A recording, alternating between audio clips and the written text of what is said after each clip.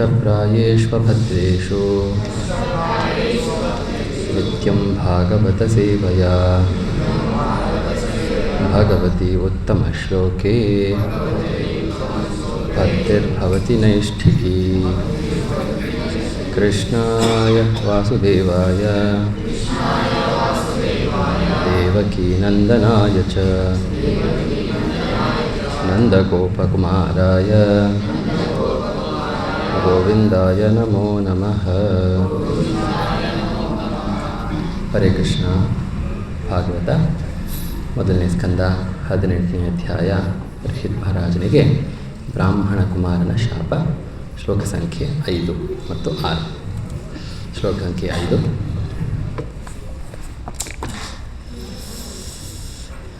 ತಾವತ್ ಕಲಿರ್ನ ಪ್ರಭವೇತ್ ಪ್ರವಿಷ್ಟೋಪೀಹ ಸರ್ವತಃ ಯಾವದೀಶೋ ಮಹಾನುರ್ವ್ಯಾಂ ಆಭಿಮನ್ಯವ ಏಕರಾಟ್. ತಾವತ್ ಕಲಿರ್ನ ಪ್ರಭವೇತ್ ಪ್ರವಿಷ್ಟೋಪೀಹ ಸರ್ವತಃ ಯಾವದೀಶೋ ಮಹಾನುರ್ವ್ಯಾಂ ಆಭಿಮನ್ಯವ ಏಕರಾಟ್. ತಾವತ್ ಕಲಿರ್ನ ಪ್ರಭವೇತ್ ಪ್ರವಿಷ್ಟೋಪೀಹ ಸರ್ವತಃ ಯಾವದೀಶೋ ಮಹಾನುರ್ವ್ಯಾಂ ಆಭಿಮನ್ಯವ ಏಕರಾಟ್. ಪ್ರಭುಜಿ. ತಾವತ್ ಕಲಿರ್ನ ಪ್ರಭವೇತ್ ಪ್ರವಿಷ್ಟೋಪೀಹ ಸರ್ವತಃ ಯಾವದೀಶೋ ಮಹಾನುರ್ವ್ಯಾಂ ಆಭಿಮನ್ಯವ ಏಕರಾಟ್. ತಾವತ್ ಕಲಿರ್ನ ಪ್ರಭವೇತ್ ಪ್ರವಿಷ್ಟೋಪೀಹ ಸರ್ವತಃ ಯಾವದೀಶೋ ಮಹಾನುರ್ವ್ಯಾಂ ಆಭಿಮನ್ಯವ ಏಕರಾಟ್. ಶ್ಲೋಕದ ಪದಾರ್ಥ ಅನುವಾದ ಭಾವಾರ್ಥ ಶಿಲಪ್ರಪಾದ ಮುಖಾಂತರ. ಶಿಲಪ್ರಪಾದ ಕಿ ಜಯ. ತಾವತ್ ಆವರೆಗೆ ಕಲಿಹಿ ಕಲಿಪುರುಷನು ನ ಪ್ರಭವೇತ್ ಅಭಿವೃದ್ಧಿ ಹೊಂದಲಾರ. ಪ್ರವಿಷ್ಟ ಅಪಿ ಪ್ರವೇಶಿಸಿದರೂ ಕೂಡ. ಇಹ ಇಲ್ಲಿ. ಸರ್ವತಃ ಎಲ್ಲೆಡೆ. ಯಾವತ್ ಎಲ್ಲಿಯವರೆಗೆ. ಈಶೋ ಪ್ರಭು. ಮಹಾನ್ ಶ್ರೇಷ್ಠನಾದ. ಉರ್ವ್ಯಾಂ ಬಲಿಷ್ಠನಾದ. ಆಭಿಮನ್ಯವ ಅಭಿಮನ್ಯುವಿನ ಮಗ. ಏಕರಾಟ್ ಒಬ್ಬನೇ ಚಕ್ರವರ್ತಿಯಾಗಿರುವನು. ಅನುವಾದ. ಎಲ್ಲಿಯವರೆಗೆ ಅಭಿಮನ್ಯುವಿನ ಶ್ರೇಷ್ಠನೂ ಸಮರ್ಥನೂ ಆದ ಪುತ್ರನು ಜಗತ್ತಿನ ಚಕ್ರವರ್ತಿಯಾಗಿರುವನೋ ಅಲ್ಲಿಯವರೆಗೆ ಕಲಿಪುರುಷನ ವ್ಯಕ್ತಿತ್ವ ಪ್ರವರ್ಧಮಾನವಾಗುವುದು ಸಾಧ್ಯವೇ ಇಲ್ಲ. ಭಾವಾರ್ಥ. ನಾವು ಈಗಲೇ ವಿವರಿಸಿದಂತೆ ಕಲಿಪುರುಷನು ಈ ಭೂವಲಯವನ್ನು ಬಹಳ ಹಿಂದೆಯೇ ಪ್ರವೇಶಿಸಿದನು ಮತ್ತು ಜಗತ್ತಿನಾದ್ಯಂತ ತನ್ನ ಪ್ರಭಾವವನ್ನು ಬೀರಲು ಸರಿಯಾದ ಅವಕಾಶಕ್ಕೆ ಕಾಯುತ್ತಿದ್ದನು. ಆದರೆ ಮಹಾರಾಜ ಪರೀಕ್ಷಿತನು ಇದ್ದ ಕಾರಣ ಕಲಿಗೆ ತನ್ನ ಕೆಲಸವನ್ನು ತೃಪ್ತಿಕರವಾಗಿ ಮಾಡಲು ಆಗಲಿಲ್ಲ. ಅದು ಒಳ್ಳೆಯ ರಾಜ್ಯ ಆಡಳಿತ ವ್ಯವಸ್ಥೆಯ ಲಕ್ಷಣ. ಕಲಿಪುರುಷನಂತಹ ವಿಚ್ಛಿದ್ರಕಾರಿ ವ್ಯಕ್ತಿತ್ವಗಳು ತಮ್ಮ ದುಷ್ಕಾರ್ಯಗಳನ್ನು ಹರಡಲು ಯಾವಾಗಲೂ ಯತ್ನಿಸುತ್ತಾರೆ. ಆದರೆ ಅಂತಹವರನ್ನು ಎಲ್ಲ ವಿಧಗಳಿಂದಲೂ ನಿಯಂತ್ರಿಸುವುದು ಯೋಗ್ಯವಾದ ರಾಜ್ಯ ವ್ಯವಸ್ಥೆಯ ಕರ್ತವ್ಯ. ಪರೀಕ್ಷಿತ ಮಹಾರಾಜನು ಕಲಿಪುರುಷನಿಗೆ ಸ್ಥಳಾವಕಾಶ ನೀಡಿದ್ದರೂ ಪ್ರಜೆಗಳು ಕಲಿಯ ಪ್ರಭಾವಕ್ಕೆ ಒಳಗಾಗಲು ಅವಕಾಶ ಕೊಡಲಿಲ್ಲ. ಯಸ್ಮಿನ್ ಅಹನಿಯರ್ಹ್ಯೇವ ಭಗವಾನ್ ಉತ್ಸಸರ್ಜಗಾಂ ತದೇವೇಹಾನುವೃತ್ತೋಸಾ ಅಧರ್ಮ ಪ್ರಭವ ಕಲಿಹಿ. ಪದಾರ್ಥ ಅನುವಾದ ಭಾವಾರ್ಥ. ಯಸ್ಮಿನ್ ಯಾವ ಅಹನಿ ದಿನದಲ್ಲಿ ಯರ್ಹಿ ಏವ ಅದೇ ಕ್ಷಣದಲ್ಲಿ ಭಗವಾನ್ ದೇವೋತ್ತಮ ಪುರುಷನು ಉತ್ಸಸರ್ಜ ತ್ಯಜಿಸಿದನೋ ಗಾಂ ಭೂಮಿಯನ್ನು ತದಾ ಆಗಲೇ ಏವ ನಿಶ್ಚಿತವಾಗಿ ಇಹ ಈ ಜಗತ್ತಿನಲ್ಲಿ ಅನುವೃತ್ತ ಅನುಸರಿಸಿದನು ಅಸೌ ಆ ಅಧರ್ಮವನ್ನು ಪ್ರಭವ ಹೆಚ್ಚಿಸುವ ಕಲಿಪುರುಷ. ಅನುವಾದ: ದೇವೋತ್ತಮ ಪರಮಪುರುಷನಾದ ಭಗವಾನ್ ಶ್ರೀಕೃಷ್ಣ ಯಾವತ್ತೂ ಭೂಮಿಯನ್ನು ತ್ಯಜಿಸಿದನೋ ಅವತ್ತೇ ಆ ಕ್ಷಣವೇ ಎಲ್ಲ ಬಗೆಯ ಅಧಾರ್ಮಿಕ ಕಾರ್ಯಗಳನ್ನು ಪ್ರೋತ್ಸಾಹಿಸಿದಂತಹ ಕಲಿಪುರುಷ ಈ ಜಗತ್ತಿನಲ್ಲಿ ಪ್ರವೇಶ ಮಾಡಿದನು. ಭಾವಾರ್ಥ: ದೇವೋತ್ತಮ ಪರಮಪುರುಷ, ಆತನ ಪವಿತ್ರ ನಾಮ, ಗುಣಗಳು ಎಲ್ಲವೂ ಅಭಿನ್ನವಾಗಿವೆ. ದೇವೋತ್ತಮ ಪರಮ ಪುರುಷನು ಇಲ್ಲಿ ಇದ್ದುದರಿಂದಲೇ ಭೂವಲಯವನ್ನು ಪ್ರವೇಶ ಮಾಡಲು ಕಲಿಪುರುಷನಿಗೆ ಶಕ್ಯವಾಗಿರಲಿಲ್ಲ. ಅದೇ ರೀತಿ ದೇವೋತ್ತಮ ಪರಮ ಪುರುಷನ ಪವಿತ್ರ ನಾಮಗಳನ್ನು, ಗುಣಗಳನ್ನು ನಿರಂತರವಾಗಿ ಜಪ ಮಾಡುವ ವ್ಯವಸ್ಥೆಯಾದಲ್ಲಿ ಕಲಿಪುರುಷನ ಪ್ರವೇಶಕ್ಕೆ ಅವಕಾಶವೇ ಇರುವುದಿಲ್ಲ. ಜಗತ್ತಿನಿಂದ ಕಲಿಪುರುಷನನ್ನು ಉಚ್ಚಾಟಿಸಲು ಇದೇ ಸೂಕ್ತ ತಂತ್ರ. ಆಧುನೀಕರಣಗೊಂಡ ಮಾನವ ಸಮಾಜದಲ್ಲಿ ಭೌತ ವಿಜ್ಞಾನದ ಮಹಾಪ್ರಗತಿ ಉಂಟಾಗಿದೆ. ಶಬ್ದವನ್ನು ಗಾಳಿಯಲ್ಲಿ ಪ್ರಸಾರ ಮಾಡಲು ರೇಡಿಯೋ ಯಂತ್ರವನ್ನು ಉತ್ಪಾದಿಸಲಾಗಿದೆ. ಕೇವಲ ಇಂದ್ರಿಯ ಭೋಗಕ್ಕಾಗಿ ಕೆಲವು ಅನಿಷ್ಟಕಾರಕ ಧ್ವನಿಗಳನ್ನು ತರಂಗಿತಗೊಳಿಸುವ ಬದಲು ರಾಜ್ಯ ಸರ್ಕಾರವು ಭಗವದ್ಗೀತೆ ಅಥವಾ ಶ್ರೀಮದ್ ಭಾಗವತಗಳಲ್ಲಿ ಅಧಿಕೃತವಾಗಿ ಹೇಳಲಾಗಿರುವ ಭಗವಂತನ ನಾಮ, ಕೀರ್ತಿ ಮತ್ತು ಲೀಲೆಗಳಿಗೆ ಸಂಬಂಧಿಸಿದ ದಿವ್ಯ ಧ್ವನಿಗಳನ್ನು ಪ್ರಸಾರ ಮಾಡುವ ವ್ಯವಸ್ಥೆ ಮಾಡಿದರೆ ಅನುಕೂಲಕರವಾದ ವಾತಾವರಣವೊಂದು ನಿರ್ಮಾಣಗೊಳ್ಳುವುದು. ಜಗತ್ತಿನಲ್ಲಿ ಧರ್ಮತತ್ವಗಳು ಪುನಃ ಸ್ಥಾಪಿತ ಆಗುವವು. ಆಗ ಭ್ರಷ್ಟಾಚಾರವನ್ನು ಜಗತ್ತಿನಿಂದ ಹೊಡೆದಟ್ಟಲು ಕಾತರರಾಗಿರುವ ಆಡಳಿತದ ಸೂತ್ರಧಾರಿಗಳು ತಮ್ಮ ಕಾರ್ಯದಲ್ಲಿ ಸಫಲರಾಗುವರು. ದೇವರ ಸೇವೆಗಾಗಿ ಯುಕ್ತವಾಗಿ ಬಳಸಿದಲ್ಲಿ ಯಾವುದೂ ಕೂಡ ಕೆಟ್ಟದ್ದಲ್ಲ. ಪ್ರಾರ್ಥನೆ ಮಾಡಿಕೊಂಡು ಪ್ರವಚನವನ್ನು ಶುರು ಮಾಡೋಣ. ಓಂ ಅಜ್ಞಾನತಿಮಿರಂಧಸ್ಯ ಜ್ಞಾನಾಂಜನಶಲಾಕಯ ಚಕ್ಷುರುನ್ಮೀಲಿತಂ ಯೇನ ತಸ್ಮೈ ಶ್ರೀ ಗುರವೇ ನಮಃ. ಶ್ರೀಚೈತನ್ಯಮನೋಭೀಷ್ಟಂ ಸ್ಥಾಪಿತಂ ಯೇನ ಭೂತಲೆ ಸ್ವಯಂ ರೂಪಃ ಕದಾ ಮಹ್ಯಂ ದದಾತಿ ಸ್ವಪದಾಂತಿಕಂ.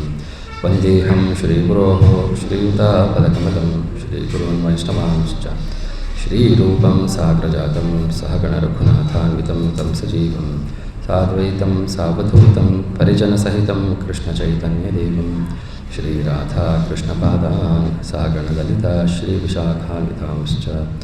ನಮೋ ವಿಷ್ಣುಪಾದಾಯ ಕೃಷ್ಣಪ್ರೇಷ್ಠಾಯ ಭೂತಲೆ ಶ್ರೀಮತೆ ಭಕ್ತಿವೇದಾಂತಸ್ವಾಮಿನಿಧಿ ನಾಮಿನೇ. ನಮಸ್ತೆ ಸಾರಸ್ವತೆ ದೇವೇ ಗೌರವಾನುಕ್ತಚಾರಿಣಿ ನಿರ್ವಿಶೇಷಶೂನ್ಯವಾದಿ ಪಾಶ್ಚಾತ್ಯದೇಶತಾರಿಣಿ. ನಮೋ ಮಹಾವದಾನ್ಯಾಯ ಕೃಷ್ಣಪ್ರೇಮಪ್ರದಾಯತೆ ಕೃಷ್ಣಾಯ ಕೃಷ್ಣಚೈತನ್ಯ ನಾಮ್ನೇ ಗೌರದ್ವಿಷೇ ನಮಃ. ಹೇ ಕೃಷ್ಣಕರುಣಾ ಸಿಂಧೋ ದೀನಬಂಧೋ ಜಗತ್ಪತೆ ಗೋಪೇಶ ಗೋಪಿಕಾಕಾಂತ ರಾಧಾಕಾಂತ ನಮೋಸ್ತುತೆ. ತಪ್ತಕಾಂಚನ ಗೌರಾಂಗಿ ರಾಧೆ ವೃಂದಾವನೇಶ್ವರಿ ವೃಷಭಾನುಸುತೆ ದೇವಿ ಪ್ರಣಮಾಮಿ ಹರಿಪ್ರಿಯೆ. ವಾಂಛಾಕಲ್ಪತರುಭ್ಯಶ್ಚ ಕೃಪಾಸಿಂಧುಭ್ಯ ಏವ ಚ ಪತಿತಾನಾಂ ಪಾವನೇಭ್ಯೋ ವೈಷ್ಣವೇಭ್ಯೋ ನಮೋ ನಮಃ. ಜಯ ಶ್ರೀಕೃಷ್ಣ ಚೈತನ್ಯ ಪ್ರಭೋ ನಿತ್ಯಾನಂದ ಶ್ರೀ ಅದ್ವೈತ ಗದಾಧರ ಶ್ರೀವಾಸಾದಿ ಗೌರಭಕ್ತವೃಂದ. ಹರೇ ಕೃಷ್ಣ ಕೃಷ್ಣ ಕೃಷ್ಣ ಹರೇ ಹರೇ ಹರೇ ರಾಮ ರಾಮ ರಾಮ ಹರೇ ಹರೇ. ಮೂಕಂ ಕರೋತಿ ವಾಚಾಲಂ ಪಂಗುಂ ಲಂಘಯತೆ ಕೃಪಾತಮಹಂ ವಂದೇ ಶ್ರೀಗುರುಂ ತೀರ್ಥಾರಿಣಂ ಪರಮಾನಂದಮಾಧವಂ ಶ್ರೀ ಚೈತನ್ಯ ಈಶ್ವರ. ಹರೇ ಕೃಷ್ಣ.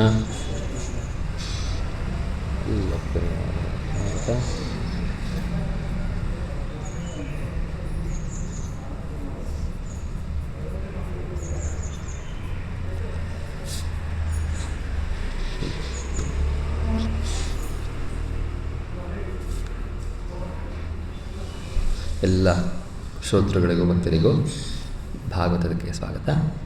ಭಾಗವತಕ್ಕೆ ಮುನ್ನ ಶ್ರೀ ರಾಧಾ ಮಾಧವ ಅಷ್ಟಸಖಿ ಶ್ರೀ ಗೌರ್ನಿತಾಯ್ ಪಂಚತತ್ವ ಜಗನ್ನಾಥ ಬಲದೇವ ಸುಭದ್ರ ಹಾಗೂ ಸಮಸ್ತ ಆಚಾರ್ಯಗಣ ಅವರೆಲ್ಲ ಆಶೀರ್ವಾದ ಬೇಡ್ತಾ ಪ್ರವಚನದಿಂದ ನಮ್ಮ ನಿಮ್ಮೆಲ್ಲರ ಕೃಷ್ಣ ಪ್ರಜ್ಞೆ ಕೃಷ್ಣ ಭಕ್ತಿ ವೃದ್ಧಿಯಾಗಿ ನನ್ನ ಆತ್ಮಶುದ್ಧಿಯಾಗಲಿ ಅಂತ ಪ್ರಾರ್ಥನೆ ಮಾಡಿಕೊಂಡು ಶುರು ಮಾಡೋಣ. ಶ್ಲೋಕ ಸಂಖ್ಯೆ 5 ಅದರ ಅನುವಾದ. ಎಲ್ಲಿವರೆಗೂ ಅಭಿಮನ್ಯುವಿನ ಮಹಾನ್ ಹಾಗೂ ಶಕ್ತಿಶಾಲಿಯಾದಂತಹ ಪುತ್ರನಾದಂತಹ ಮಹಾರಾಜ ಪರೀಕ್ಷಿತ ಈ ಪ್ರಪಂಚದ ಏಕೈಕ ಚಕ್ರವರ್ತಿಯಾಗಿರುತ್ತಾನೋ ಅಲ್ಲಿಯ ತನಕ ಕಲಿ ತನ್ನ ಪ್ರಭಾವ ಬೀರಲು ಅಥವಾ ವೃದ್ಧಿಯಾಗಲು ಯಾವುದೇ ಅವಕಾಶ ಇಲ್ಲ. ಶ್ಲೋಕ ಸಂಖ್ಯೆ 6ರ ಅನುವಾದ. ದೇವೋತ್ತಮ ಪರಮಪುರುಷನಾದ ಭಗವಾನ್ ಶ್ರೀಕೃಷ್ಣ ಈ ಭೂಮಿಯನ್ನು ತ್ಯಜಿಸಿದ ಅದೇ ದಿನ ಮತ್ತು ಅದೇ ಕ್ಷಣದಲ್ಲಿಯೇ ಎಲ್ಲ ರೀತಿಯ ಅಧಾರ್ಮಿಕ ಚಟುವಟಿಕೆಗಳನ್ನು ಪ್ರೋತ್ಸಾಹ ಮಾಡುವಂತಹ ಕಲಿ ಪ್ರಪಂಚವನ್ನು ಪ್ರವೇಶ ಮಾಡ್ತಾನೆ.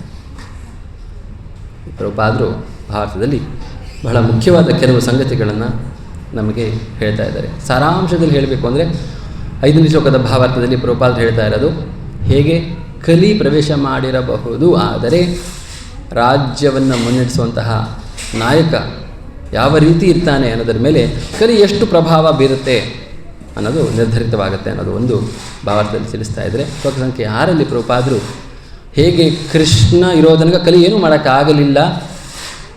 ಇವಾಗ ನಮ್ಮ ಹತ್ರ ಕೃಷ್ಣ ನೇರವಾಗಿ ಇಲ್ಲದೇ ಇದ್ದರು, ಕೃಷ್ಣನ ರೂಪವೇ ಆದಂತಹ ಕೃಷ್ಣನ ಲೀಲೆಗಳ ಶ್ರವಣ ಮಾಡೋಕ್ಕೆ ಭಾಗವತ ಇದೆ. ಹಾಗೂ ಅದೇ ಕೃಷ್ಣ ಸಾಕ್ಷಾತ್ ಕೃಷ್ಣ ಹಾಗೂ ಕೃಷ್ಣನ ನಾಮ ಅಭಿನ್ನ. ಸೊ ಅದರಿಂದ ಕೃಷ್ಣನೇ ಆಗಿರುವಂತಹ ಕೃಷ್ಣ ನಾಮ ಇದೆ.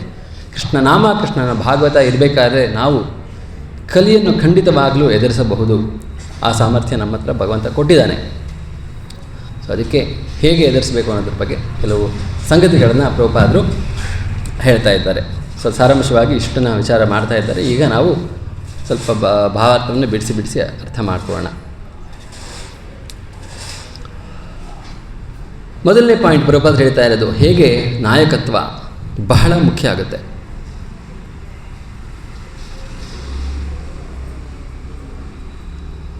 ನಮ್ಮ ಜೀವನದಲ್ಲಿ ಸಹಿತ ನಿರ್ಧಾರಗಳನ್ನು ತೆಗೆದುಕೊಳ್ಳೋದು ಬುದ್ಧಿ ಅಲ್ವಾ? ಬುದ್ಧಿ ಸ್ಟ್ರಾಂಗ್ ಆಗಿದ್ದರೆ, ಹರಿತವಾಗಿದ್ದರೆ, ವಿವೇಚನಾ ಶಕ್ತಿ ವಿವೇಕ ಚೆನ್ನಾಗಿದ್ದರೆ ನಾವು ತೆಗೆದುಕೊಳ್ಳೋ ನಿರ್ಧಾರ ಸರಿಯಾಗಿರುತ್ತೆ. ಅದೇ ನಮ್ಮ ಬುದ್ಧಿ ಸ್ವಲ್ಪ ಸಡಿಲವಾಗಿದ್ದರೆ, ವಿವೇಚನಾ ಶಕ್ತಿ ಇಲ್ಲ ಅಂತಂದರೆ ಮನಸ್ಸು ಬುದ್ಧಿಯನ್ನು ಆಕ್ರಮಿಸ್ಕೊಂಡ್ಬಿಡುತ್ತೆ. ಆವಾಗ ಮನಸ್ಸು ಹೇಳುತ್ತೆ ಹೀಗೆ ಮಾಡುವಂಥ. ಬುದ್ಧಿ ಆಯಿತು ವೀಕ್ ಆಗಿದ್ದಾಗ ಕಂಟ್ರೋಲ್ ಮಾಡಲ್ಲ. ಇಲ್ಲ ಈ ಥರ ಮಾಡಿದರೆ ಸಮಸ್ಯೆ ಇದೆ, ಹಂಗೆ ಮಾಡೋದು ಬೇಡ ಅಂತ ಕ್ಲಿಯರಾಗಿ ಹೇಳಬೇಕು ಬುದ್ಧಿ. ಸೊ ಆದ್ದರಿಂದ ನಾವು ಜೀವನದಲ್ಲಿ ಫೇಸ್ ಮಾಡುವಂತಹ ತೊಂದರೆಗಳಿಗೆ ಒಂದು ರೀತಿಯಲ್ಲಿ ನಾವೇ ಕಾರಣ ಆಗ್ತೀವಿ. ಯಾಕೆ ಅಂದರೆ ನಮ್ಮ ಬುದ್ಧಿಯನ್ನು ನಾವು ಬಲಪಡಿಸ್ಕೊಳ್ಳದೇನೆ ಮನಸ್ಸು ಏನು ಹೇಳುತ್ತೆ ಆ ಮಾರ್ಗದಲ್ಲಿ ಹೋಗ್ತೀವಿ. ಮನಸ್ಸಿಗೆ ಏನು ಬೇಕು? ಮನಸ್ಸು ಕೃಷ್ಣ ಪ್ರಜ್ಞೆಯಲ್ಲಿ ತುಂಬಿದರೆ ಅದು ಕೃಷ್ಣ ಪ್ರಜ್ಞೆಗೆ ವಿಚಾರವಾಗಿರೋದನ್ನು ಕೇಳುತ್ತೆ. ಅದೇ ಮನಸ್ಸು ಮಾಯೆಯ ವಿಚಾರದನ್ನೇ ತುಂಬಿಸ್ಕೊಂಡಿದ್ರೆ, ಹೃದಯದ ಮನಸ್ಸಲ್ಲಿ ಯಾವಾಗಲೂ ಮಾಯೆಗೆ ಸಂಬಂಧಪಟ್ಟ ವಿಚಾರಗಳೇ ತುಂಬಿದರೆ ಅದನ್ನೇ ಮೆಲುಕಾಗ್ತಾ ಇರುತ್ತೆ. ನಂಗೆ ಅದೇ ಬೇಕು, ಅದೇ ಕೊಡು ಅಂತ. ಮನಸ್ಸು ಮಗು ಇದ್ದಂಗೆ. ಮಗುಗೆ ಯಾವ ಆಟ ಸಾಮಾನು ಕೊಡ್ತೀರಾ ಅದು ಹಿಡಿಸ್ಬಿಡುತ್ತೆ, ಅದನ್ನೇ ಕೇಳ್ತಾ ಇರುತ್ತೆ ಅಲ್ವಾ? ಅದೇ ರೀತಿ ಮನಸ್ಸಿಗೆ ನಾವು ಏನನ್ನು ಕೊಟ್ಟು ಏನನ್ನು ಫೀಡ್ ಮಾಡ್ತೀವಿ, ಯಾವುದರ ಮೂಲಕ? ಇಂದ್ರಿಯಗಳ ಮೂಲಕ. ಪಂಚ ಇಂದ್ರಿಯಗಳು, ಕಣ್ಣಿನಿಂದ ಏನನ್ನು ನೋಡ್ತೀವಿ, ಕಿವಿಯಿಂದ ಏನನ್ನು ಕೇಳ್ತೀವಿ, ನಾಲಿಗೆಯಿಂದ ಏನನ್ನು ರುಚಿ ಮಾಡ್ತೀವಿ. ಅದೇ ಇನ್ಪುಟ್ ತಗೊಂಡು ಮನಸ್ಸು ಒಂದು ಸುಖ ಅಂದರೆ ಏನು ಅಂತ ಪರಿಕಲ್ಪನೆಯನ್ನು ಬಲವಾಗಿ ರೂಪಿಸ್ಕೊಂಡಿರುತ್ತೆ. ಆ ಸುಖ ನನಗೆ ಬೇಕು ಅಂದರೆ ಅದು ನನಗೆ ಅದಿದ್ದರೆ ಸುಖ ಅನ್ನುವಂಥ ಒಂದು ಪರಿಕಲ್ಪನೆಯನ್ನು ಬಲವಾಗಿ ರೂಪಿಸ್ಕೊಂಡಿರಬೇಕಾದ್ರೆ ಆ ವಸ್ತು ಬೇಕು ನನಗೆ, ಆ ವಿಷಯ ವಸ್ತು ಇದ್ದರೆ ಮಾತ್ರ ಸುಖ ಅನ್ನೋ ರೀತಿಯಾದಂತಹ ಒಂದು ಡೈರೆಕ್ಷನ್ ಮನಸ್ಸು ಕೊಡುತ್ತೆ ಬುದ್ಧಿಗೆ. ಆಗ ಬುದ್ಧಿ ಪ್ರಬಲವಾಗಿದ್ದರೆ ಭಾಗವತದ ಶ್ರವಣ ಆಗಿ, ಗೀತೆಯ ಶ್ರವಣ ಆಗಿ, ಅದನ್ನು ಚೆನ್ನಾಗಿ ವಿವೇಚನೆ ಮಾಡಿ ನಮ್ಮ ಮನಸ್ಸಿನಲ್ಲಿ ಯಾವುದು ಸರಿ ಯಾವುದು ತಪ್ಪು ಅದನ್ನು ಕರೆಕ್ಟಾಗಿ ಕೂಡಿಸ್ಕೊಂಡಿದ್ದರೆ ಮನಸ್ಸು ಕೇಳದಾಗಲೂ ನಾವು ಬುದ್ಧಿಯಿಂದ ಅದು ಬೇಡ, ಅದು ನನಗೆ ಹಾನಿಕಾರಕ ಅಂತ ತಿರಸ್ಕರಿಸಬಹುದು ಅಲ್ವಾ? ಸೊ ಅದರಿಂದ ಯಾವ ರೀತಿ ನಾವು ಫಂಕ್ಷನ್ ಮಾಡ್ತೀವಿ ಸ್ವಲ್ಪ ಸ್ಟಡಿ ಮಾಡಿಕೊಂಡು ಆಮೇಲೆ ಅದನ್ನು ನಾವು ಪ್ರಪಂಚಕ್ಕೆ ಅನ್ವಯಿಸೋಣ. ಯಾಕಂದರೆ ನಾಯಕರು ಇಲ್ಲಿ ಯಾರೂ ಕೂತಿಲ್ಲ, ಎಲ್ಲೋ ಇದ್ದಾರೆ ನಾಯಕರು. ನಾವು ಎಷ್ಟು ಪ್ರವಚನ ಹೇಳಿದ್ರು ಅವರು ನಮ್ಮ ಮಾತು ಕೇಳಿಸ್ಕೊಳ್ಳೋದಿಲ್ಲ ಅಲ್ವಾ? ಸೊ ನಮಗೇನು ಮುಖ್ಯ ಅಂದರೆ ನಮ್ಮ ಜೀವನಕ್ಕೆ ಹೇಗೆ ಅಳವಡಿಸ್ಕೋಬೋದು, ಇದನ್ನು ನಮ್ಮ ಜೀವನದಲ್ಲಿ ಯಾರು ನಾಯಕರು ಅನ್ನೋದನ್ನು ಫಸ್ಟ್ ನಾವು ಸ್ಟಡಿ ಮಾಡಿ ಆಮೇಲೆ ಸಂಕ್ಷಿಪ್ತವಾಗಿ ಅದನ್ನು ಈಗ ಸಮಾಜದಲ್ಲೂ ಹೇಗೆ ಅಳವಡಿಸ್ಕೊಂಡ್ರೆ ಉತ್ತಮ, ಸಮಾಜ ಯಾಕೆ ಹಾಳಾಗಿದೆಯಪ್ಪ, ಕಲಿಯುಗ ಕಲಿ ಪ್ರಭಾವ ಅಂತೆಲ್ಲ ಯಾಕೆ ಹೇಳ್ತಾ ಇದ್ದೀವಿ, ಅದು ಏನು ಕಾರಣ ಅಂದರೆ ಮತ್ತೆ ನೋಡೋಣ. ಮೊದಲು ನಮ್ಮ ಆಂತರಿಕವಾಗಿ ಏನು ನಡೀತಾ ಇದೆ ನಮ್ಮ ಜೀವನದಲ್ಲಿ ಅದನ್ನು ಸ್ವಲ್ಪ ನಾವು ಅನಲೈಸ್ ಮಾಡೋಣ. ಸೊ ಈಗ ಬುದ್ಧಿ ಭಾಗವತಕ್ಕೆ ಬಂದು ಕೇಳಿದೆ, ಯಾವುದು ಸರಿ ಯಾವುದು ತಪ್ಪು.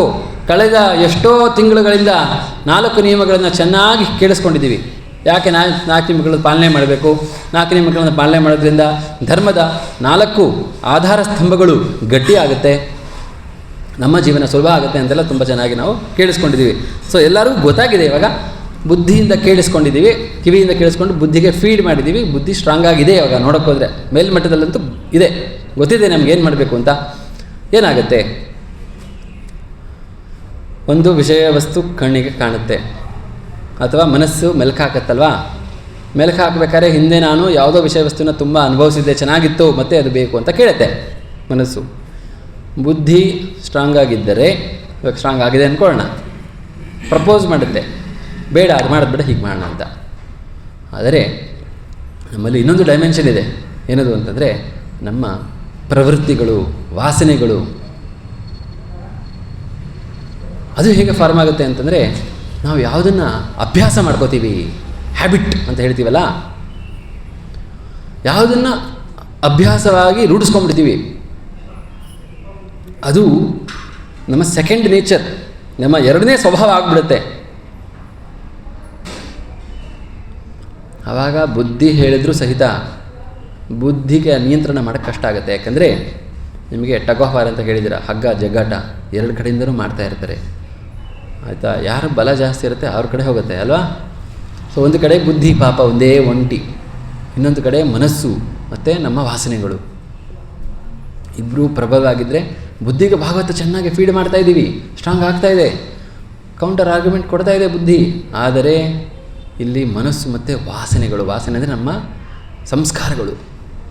ಅದು ಯಾಕೆ ಆ ಥರ ಸಂಸ್ಕಾರ ಆಯಿತು ಅಂದರೆ ನಮ್ಮ ಅಭ್ಯಾಸಗಳಿಂದ, ಹ್ಯಾಬಿಟ್ಸಿಂದ ಅದನ್ನು ಚೆನ್ನಾಗಿ ಫೀಡ್ ಮಾಡಿ ಮಾಡಿ ಮಾಡಿ ನಮ್ಮ ವಾಸನೆಗಳನ್ನು ತುಂಬ ಗಟ್ಟಿ ಮಾಡ್ಕೊಂಬಿಟ್ಟಿರ್ತೀವಿ.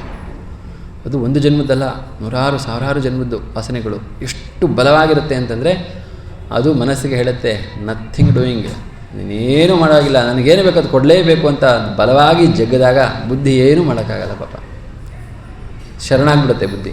ಆಮೇಲೆ ಎಚ್ಚೆತ್ಕೋತೀವಿ, ಅಯ್ಯೋ ತಪ್ಪು ಮಾಡಿದೆ, ಇಷ್ಟೆಲ್ಲ ಕೃಷ್ಣ ಭಕ್ತಿ ಇಲ್ಲ, ನಾನು ಕೇಳಿದ್ದೆ ಹಿಂಗೆ ಮಾಡಬೇಕು ಹಾಗೆ ಮಾಡಬೇಕು ಅಂತ, ಆದರೆ ನಾನೇನೋ ಬೇರೆ ಮಾಡಿದೆ ಅಂತ. ಇದಕ್ಕೆ ಕೃಷ್ಣ ಗೀತೆಯಲ್ಲಿ ಹೇಳ್ತಾನೆ, ಅಪಿಚೇತ್ ಸುದುರಾಚಾರೋ ಭಜತೆ ಮಾಮನನ್ಯ ಭಾಗ್. ಯಾರಾದರೂ ನನ್ನ ಭಕ್ತಿ ಸೇವೆಯಲ್ಲಿ ಇದ್ದಾಗ ಕೆಲವು ಸಾರಿ ಈ ಥರ ಜಾರಿ ಬೀಳೋದು ಸಹಜ. ಯಾಕಂದರೆ ನಾವು ಶುದ್ಧ ಭಕ್ತರಾಗಿಲ್ಲ, ಇನ್ನೂ ಭಕ್ತಿ ಸೇವೆಗೆ ಪ್ರವೇಶ ಮಾಡಿದ್ದೀವಿ, ಭಕ್ತಿ ಸೇವೆನ ಕಲ್ತ್ಕೋತಾ ಇದ್ದೀವಿ ಎಲ್ಲರೂ. ನಾವೆಲ್ಲ ಕಲಿತಾ ಎಡಬೋದು ಸಹಜ. ಆಗ 2 ಥರ ಯೋಚನೆ ಮಾಡ್ತಾರೆ ಕೆಲವರು. ಒಂದೇನೆಂದರೆ, ಅಯ್ಯೋ ನಾನು ಎಡವ್ತಾ ಇದ್ದೀನಿ ತುಂಬ, ಬಹುಶಃ ನನಗಲ್ಲೇನೋ ಭಕ್ತಿ ಸೇವೆ, ನನಗೆ ಯೋಗ್ಯತೆ ಇಲ್ಲ ಭಕ್ತಿ ಸೇವೆ ಮಾಡೋಕ್ಕೆ, ಬಹಳ ಕಠಿಣ ಅನಿಸುತ್ತೆ, ಭಕ್ತಿ ಸೇವೆನ ನಾನು ಮಾಡೋದು ಬೇಡ, ಏನೋ ಮುಂಚೆಯಿಂದ ಮಾಡ್ಕೊಂಬರ್ತಾ ಇದ್ದ ಅದನ್ನೇ ಮಾಡಿಬಿಡೋಣ, ಸುಮ್ಮನೆ ಯಾಕಪ್ಪ ಗಿಲ್ಟ್ ಫೀಲಿಂಗ್ ಮಾಡ್ಕೊಳ್ಳೋದು, ತಪ್ಪು ಮಾಡಿದ್ದೀನೋ ಅಂತ ಚುಚ್ತಾ ಇರುತ್ತೆ ನನಗೆ, ಸುಮ್ಮನೆ ಯಾಕಪ್ಪ ಇವೆಲ್ಲ, ಇದೆಲ್ಲ ಸುಮ್ಮನೆ ಕೇಳಿಸ್ಕೊಂಡು ಭಾಗವತ ನಾನು ಕೆಟ್ಟೋಗ್ಬಿಟ್ಟೆ ಜೀವನದಲ್ಲಿ, ಇಷ್ಟೆಲ್ಲ ನನಗೆ ಇದಾಗ್ತಾ ಇದೆ ಅಂದ್ಬಿಟ್ಟು ದೂರ ಹೋಗ್ಬಿಡ್ತಾರೆ ಕೆಲವರು. ಆಯಿತಾ. ಸರಿಯಾಗಿ ಆಲೋಚನೆ ಮಾಡೋದು ಹೇಗೆ ಅಂತಂದರೆ, ಅರ್ಥ ಮಾಡ್ಕೋಬೇಕು. ನಾವು ತುಂಬ ಕೊಳಕಾಗಿದ್ದಾಗ ಸ್ನಾನ ಕೋಣೆಗೆ ಹೋಗ್ತೀವಿ, ಸ್ವಲ್ಪ ಏನೋ ಮೇಲೆ ಸ್ನಾನ ಮಾಡ್ಕೊಂಡು ಬರ್ತೀವಿ, ಆದರೆ ಇನ್ನೂ ಕೊಳಕಿರುತ್ತಲ್ವ, ಮತ್ತೆ ಹೋಗ್ತೀವಿ, ಮತ್ತೆ ಮಾಡಿದಾಗ ಇನ್ನೊಂದು ಸ್ವಲ್ಪ ಶುದ್ಧಿ ಆಗ್ತೀವಿ. ಅದೇ ಥರ ಮಾಡ್ತಾನೆ ಹೆಚ್ಚು ಶುದ್ಧಿ ಆಗ್ತೀವಿ. ಅದೇ ರೀತಿ ಭಕ್ತಿ ಸೇವೆ ಅನ್ನೋದು ನಮ್ಮನ್ನು ಕ್ಲೀನ್ ಮಾಡ್ತಾ ಇದೆ. ದಿನ ಬಂದು ನಾವು ಭಾಗವತ ಕೇಳಿಸ್ಕೊಂಡು ಜಪ ಮಾಡಿ ಎಲ್ಲ ಮಾಡಿದಾಗ ಸ್ವಲ್ಪನೇ ಶುದ್ಧಿ ಆಗ್ತಾ ಇದ್ದೀವಿ. ಅದು ಲಾಂಗ್ ಪ್ರೋಸೆಸ್. ನಮ್ಮ ಪಯಣ, ಭಕ್ತಿ ಸೇವೆಯಲ್ಲಿ ಪಯಣ ತುಂಬ ದೂರದ ಪ್ರಯಾಣ. ನಮ್ಮ ಇಲ್ಲಿಂದ ಮನೆಗೆ ಹೋದಂಗಲ್ಲ, ಎಲ್ಲಿಂದ ಯಾವುದನ್ನ ಬೇರೆ ದೇಶಕ್ಕೆ ಹೋದಂಗೆ ತುಂಬ ನಿಧಾನವಾಗಿ ನಾವು ಸಾಗಬೇಕು. ಯಾವಾಗ ನಾವು ಈಗ ಟ್ರೈನಲ್ಲಿ ಹೋಗ್ತಾ ಇದ್ದೀವಿ ಅಂದ್ಕೊಳ್ಳಿ, ಸುಮಾರು ಕನ್ಯಾಕುಮಾರಿಯಿಂದ ಕಾಶ್ಮೀರಕ್ಕೆ ಟ್ರೈನಲ್ಲಿ ಪ್ರಯಾಣ ಮಾಡ್ತಾ ಇದ್ದೀವಿ. ತುಂಬ 2 ದಿನಗಳ ಕಾಲ ಪ್ರಯಾಣ. ಅದು ಏನೋ ಹುಮ್ಮಸ್ಸಿನಿಂದ ಟ್ರೈನ್ನಲ್ಲಿ ಹತ್ಕೋತೀವಿ ಕನ್ಯಾಕುಮಾರಿಯಲ್ಲಿ. ಆದರೆ ಸ್ವಲ್ಪ ದೂರ ಆದಮೇಲೆ ಬೋರ್ ಆಗುತ್ತೆ ನಮಗೆ. ಎಂಥ ಒಂದು ಏನಂತಾರೆ, ರೊಟೀನ್ ಒಂದೇ ಥರ ಆಗಿಬಿಟ್ಟಿದೆಯಪ್ಪ, ಅದೇ ಟ್ರೈನು ಎಲ್ಲ ಅದನ್ನೇ ನೋಡ್ತಾ ಇದ್ದೀವಿ, ಬೋರ್ ಆಗಿಬಿಟ್ಟಿದೆ ನನಗೆ, ಏನು ಮಾಡೋದು, ಸಾಕಾಯಿತು ನನಗೆ ಅಂದ್ಬಿಟ್ಟು ಟ್ರೈನಿಂದ ಇಳಿದ್ಕೊಂಬಿಟ್ರೆ ಯಾವುದೋ ಸ್ಟೇಷನ್ನಲ್ಲಿ ಹೋಯ್ತಾ, ನಾವು ಕನ್ಯಾಕುಮಾರಿಯಲ್ಲೂ ಇಲ್ಲ, ಕಾಶ್ಮೀರಕ್ಕೂ ತಲುಪಿಲ್ಲ, ಮತ್ತು ಇನ್ನೊಂದು ಟ್ರೈನ್ ಬರೋ ತನಕ ಕಾಯಬೇಕು. ಅದೇ ರೀತಿ ನಾವು ಭಕ್ತಿ ಸೇವೆಗೆ ಪ್ರವೇಶ ಮಾಡಿದ್ವಿ. ಆಯಿತಾ, ಕೆಲವು ಸರಿ ಸ್ವಲ್ಪ ಬೋರ್ ಆಗುತ್ತೆ, ಅದೇ ಹರಿಕೃಷ್ಣ ಮಂತ್ರನೂ ಚೇಂಜ್ ಮಾಡಲ್ಲ ಇವರು, ಅದನ್ನೇ ಕೊಟ್ಟಿದ್ದಾರೆ, ಅದನ್ನೇ ಚಾಂಟ್ ಮಾಡುವಂತಾರೆ ದಿನ. ಅದು ಒಂದಲ್ಲ ಎರಡಲ್ಲ, ಎಷ್ಟು ಸರಿ 16 ಮಲೆ ಮಾಡುವಂತಾರೆ, ಹೇಳಿದ್ದನ್ನೇ ಹೇಳ್ತಾ ಇರಬೇಕು, ಅದೇ ಜೀವನ. ಫಸ್ಟ್ ಯಾಕೆ ಹಂಗೆ ಅನ್ಸುತ್ತೆ ಅಂದರೆ ನಮ್ಮ ರುಚಿ ಎಲ್ಲಿದೆ ಇವಾಗ, ಅಲ್ಲಿ ನಮ್ಮ ಆಸಕ್ತಿ ಇರುತ್ತೆ. ನಮ್ಗೆ ಯಾವುದು ರುಚಿಸ್ತಾ ಇದೆ ಇವಾಗ ಅಂತಂದರೆ ವಿಷಯ ವಸ್ತುಗಳು ಸ್ವಲ್ಪ ರುಚಿ ಜಾಸ್ತಿ ಇದೆ, ಸಹಜ. ಯಾಕಂದರೆ ಅದನ್ನೇ ನಾವು ರೂಢಿಸ್ಕೊಂಡಿದ್ದೀವಲ್ಲ, ಸಹಜವಾಗಿ ಅದೇ ರುಚಿ ಜಾಸ್ತಿ ಇರುತ್ತೆ. ಸೊ ಅದು ರೂಢಿಸ್ಕೊಂಡು ರುಚಿ ಜಾಸ್ತಿ ಆಗಿದೆ ನನಗೆ, ಅಲ್ಲಿ ಪ್ರಜ್ಞೆ ಮನಸ್ಸು ಎಲ್ಲ ಅಲ್ಲಿ ತುಂಬಿದೆ. ಕೃಷ್ಣ ಭಕ್ತಿಗೆ ಬಲವಾಗಿ ಅಯ್ಯೋ ಇಷ್ಟನೇ ಇಲ್ಲ ಜಪ ಮಾಡೋಕ್ಕೆ, ಗುರು ಮಹಾರಾಜ್ ಮುಂದೆ ನಾನು ಪ್ರಾಮಿಸ್ ಮಾಡಿಬಿಟ್ಟಿದ್ದೀನಿ, ಮಾಡಲೇಬೇಕು ಜಪ ಅಂದ್ಬಿಟ್ಟು ಕೂತ್ಕೊತೀವಿ. ತಪ್ಪಲ್ಲ, ಅದನ್ನೇ ವೈದಿ ಭಕ್ತಿ ಅನ್ನೋದು. ವೈದಿ ಭಕ್ತಿ ಅಂದರೆ ನಿನಗೆ ಮನಸ್ಸಲ್ಲಿ ಇಷ್ಟ ಇದೆಯೋ ಇಷ್ಟ ಇಲ್ವೋ, ಗುರುಗೆ ಪ್ರಾಮಿಸ್ ಮಾಡಿದ್ಯಾ, ಕೂತ್ಕೊಂಡು ಜಪ ಮಾಡು. ಕಷ್ಟವಾದರೂ ಸಹಿತ ಕೂತ್ಕೊಂಡು ಜಪ ಮಾಡಬೇಕು. ಅಂದರೆ ಆವಾಗ ನಿಧಾನಕ್ಕೆ ಎಲ್ಲೆಲ್ಲೋ ಹೋಗ್ತಾ ಇರೋ ಮನಸ್ಸನ್ನ 16 ಮಲೆ ಮಾಡಿರ್ತೀವಿ, ಕೈ ಎಣಿಸಿರ್ತೀವಿ, ನಾಲ್ಗೆ ಆಡಿರುತ್ತೆ, ಮನಸ್ಸು ಎಲ್ಲೋ ಕೂತಿರುತ್ತೆ. ಮಾಲೆ ಆಗಿದೆ ಅಂತ ಗೊತ್ತು ಹೊರತು ಒಂದು ಸರಿದು ಕೃಷ್ಣ ಅಂತ ಹೇಳಿದ್ದು ಮನಸ್ಸಿಗೆ ರಿಜಿಸ್ಟರ್ ಆಗಿರಲ್ಲ ಅಲ್ವಾ. ಅದು ಆರಂಭಿಕ ಹಂತದಲ್ಲಿ ಹಾಗೇ ಇರುತ್ತೆ. ಕ್ರಮೇಣವಾಗಿ ನಾವು ಮನಸ್ಸಿಗೆ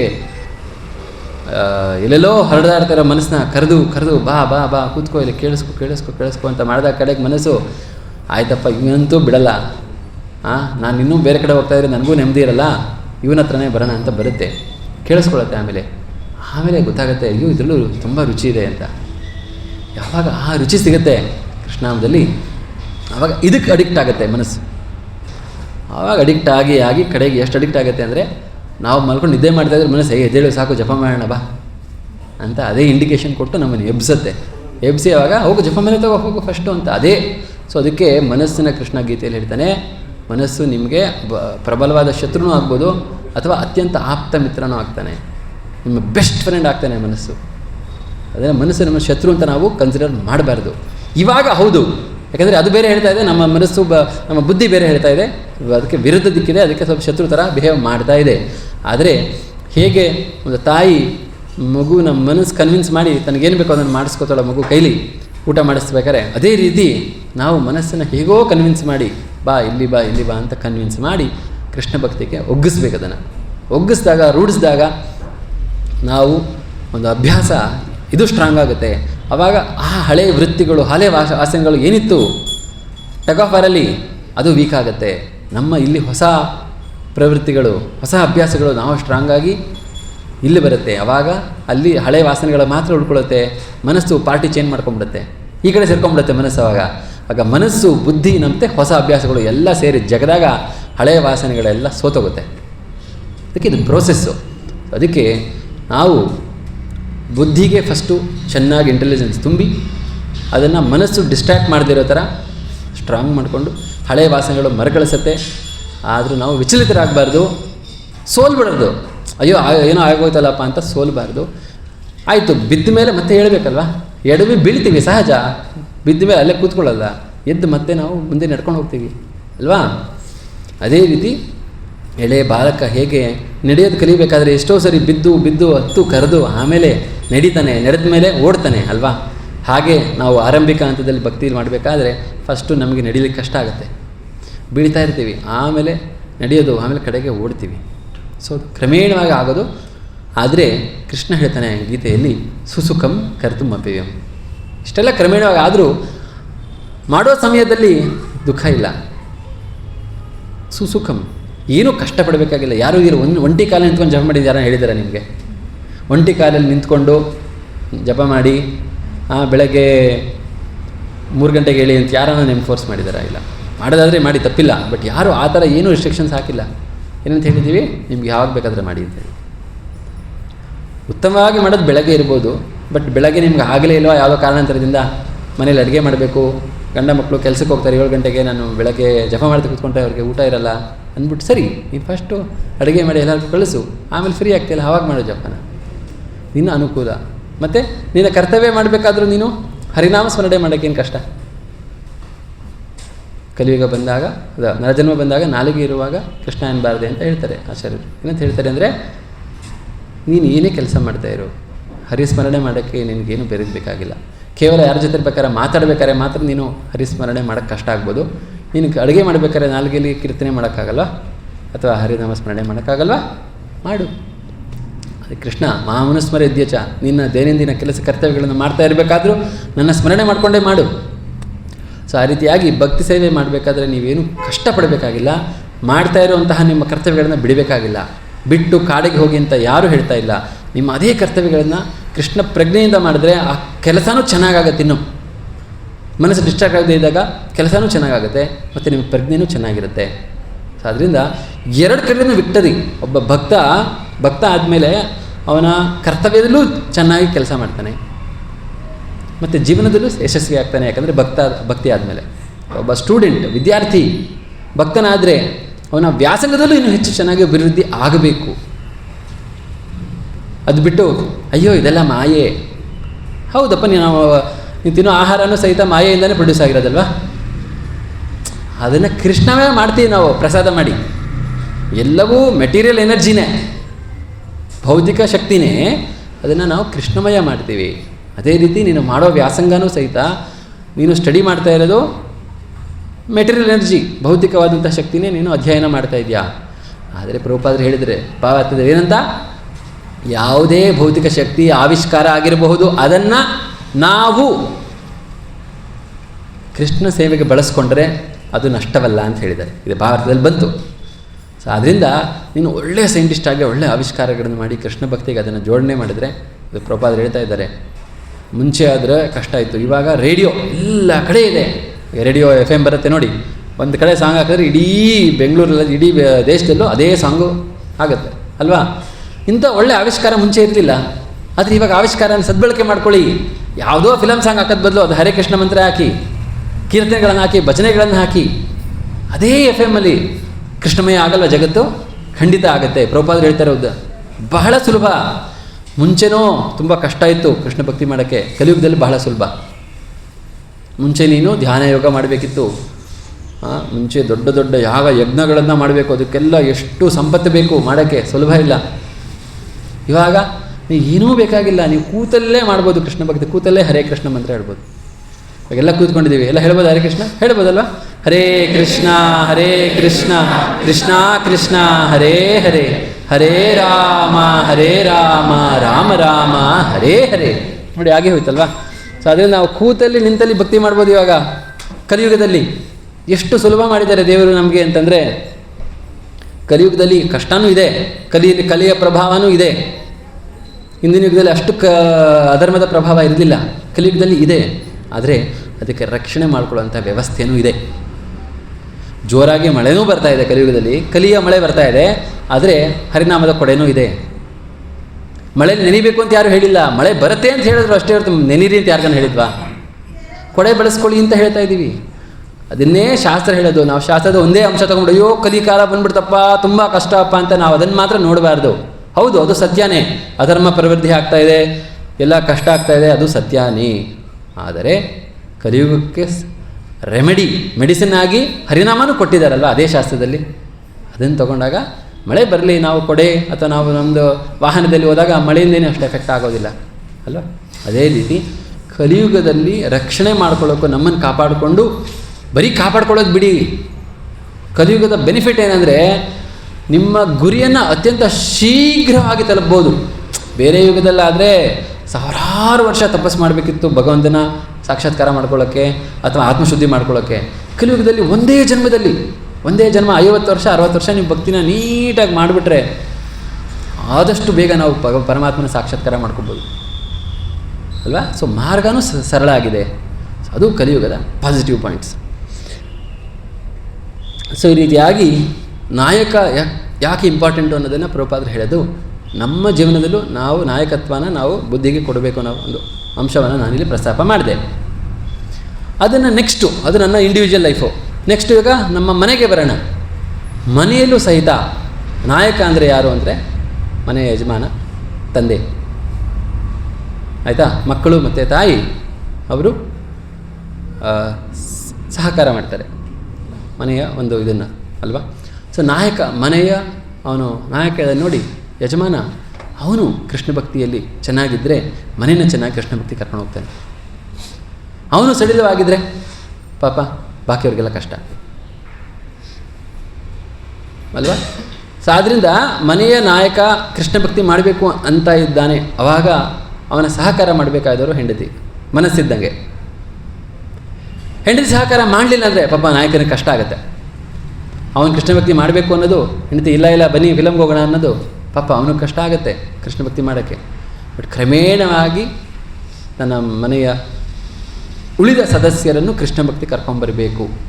ಕ್ರಮೇಣವಾಗಿ ಅವರು ಅದರಲ್ಲಿ ರುಚಿ ಕೊಡಬೇಕು, ಆವಾಗ ಮನೆಯೂ ಸಹಿತ ಚೆನ್ನಾಗಿ ಆಗುತ್ತೆ.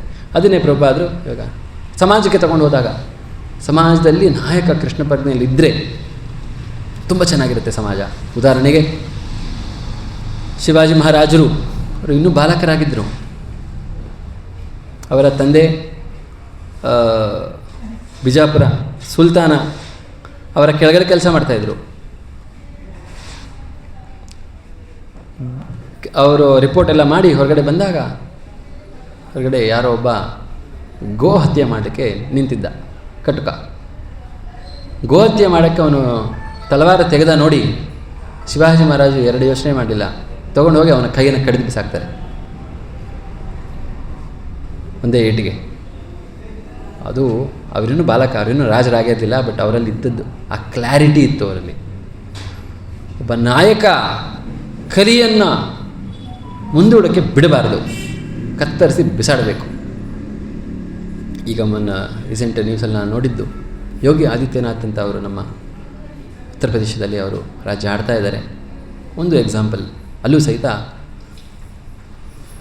ಪೊಲೀಸರು ಫೋನ್ ಮಾಡ್ತಾರೆ ಅವ್ರಿಗೆ. ಯೋಗಿ ಅವರು ತುಂಬ ಸ್ಟ್ರಿಕ್ಟು, ನೀವು ಯಾರಾದರೂ ಕಾನೂನು ಮುರಿತಾ ಇದ್ದರೆ ಫಸ್ಟು ನೀವು ಅವ್ರ ಮೇಲೆ ಆ್ಯಕ್ಷನ್ ತೊಗೊಂಬಿಡಿ, ಆಮೇಲೆ ನೋಡೋಣ ಕೋರ್ಟ್ ಕಚೇರಿ ಅಂತ. ತುಂಬ ಸ್ಟ್ರಿಕ್ಟ್ ಅವರು. ಫೋನ್ ಮಾಡಿ ಹೇಳ್ತಾರೆ, ಸರ್ ಯಾರೋ ಒಬ್ಬರು ಹೆಣ್ಮಕ್ಳಿಗೆ ತೊಂದರೆ ಕೊಟ್ಟಿದ್ದಾರೆ, ಅವರ ಗುಂಪಲ್ಲಿ ಮಾನಹರಣ ಮಾಡಿದ್ದಾರೆ ಅವ್ರಿಗೆ ಅಂತ. ಇವಾಗ ಏನಕ್ಕೆ ಫೋನ್ ಮಾಡಿದ್ರಿ ನೀವು, ಅವ್ರ ಮೇಲೆ ಆ್ಯಕ್ಷನ್ ತೊಗೋಬೇಕು ಅಂತ, ಮೊದಲು ಶೂಟ್ ಮಾಡಿ ಆಮೇಲೆ ನನ್ನ ಹತ್ರ ಬನ್ನಿ ಅಂತ ಹೇಳ್ತಾರೆ. ಆಯಿತು, ಆದರೆ ಅವರು ಹಿಂದೂ ಆಗಿರಲಿ, ಮುಸ್ಲಿಮ್ ಆಗಲಿ, ಕ್ರಿಶ್ಚಿಯನ್ ಆಗಿರಲಿ, ಅಷ್ಟು ನೀವು ಅವರು ಶೂಟ್ ಮಾಡಿ ಅವ್ರನ್ನ, ಆಮೇಲೆ ನನ್ನ ಹತ್ರ ಬನ್ನಿ. ಸರ್ ಅಷ್ಟೇ ಅಲ್ಲ, ಅವ್ರು ಬರೀ ಹಿಂದೂ ಮಾತ್ರ ಅಲ್ಲ, ಅವರು BJP ಯುವ ಮೋರ್ಚಾ ಅದಕ್ಕೆ ವೈಸ್ ಪ್ರೆಸಿಡೆಂಟ್ ಆಗಿದ್ದಾರೆ. BJPನೂ ಆಗಿರ್ಬೋದು, SP ಆಗಿರ್ಬೋದು, ಯಾವುದೇ ಪಕ್ಷನೂ ಆಗಿರ್ಬೋದು, ಅವನು ಹೆಣ್ಮಕ್ಳಿಗೆ ತೊಂದರೆ ಕೊಟ್ಟಿದ್ದಾನೆ, ಫಸ್ಟ್ ಅವನಿಗೆ ಶೂಟ್ ಮಾಡಿ. ಸೊ ಆ ರೀತಿ ಕ್ಲಾರಿಟಿ ಇರಬೇಕು.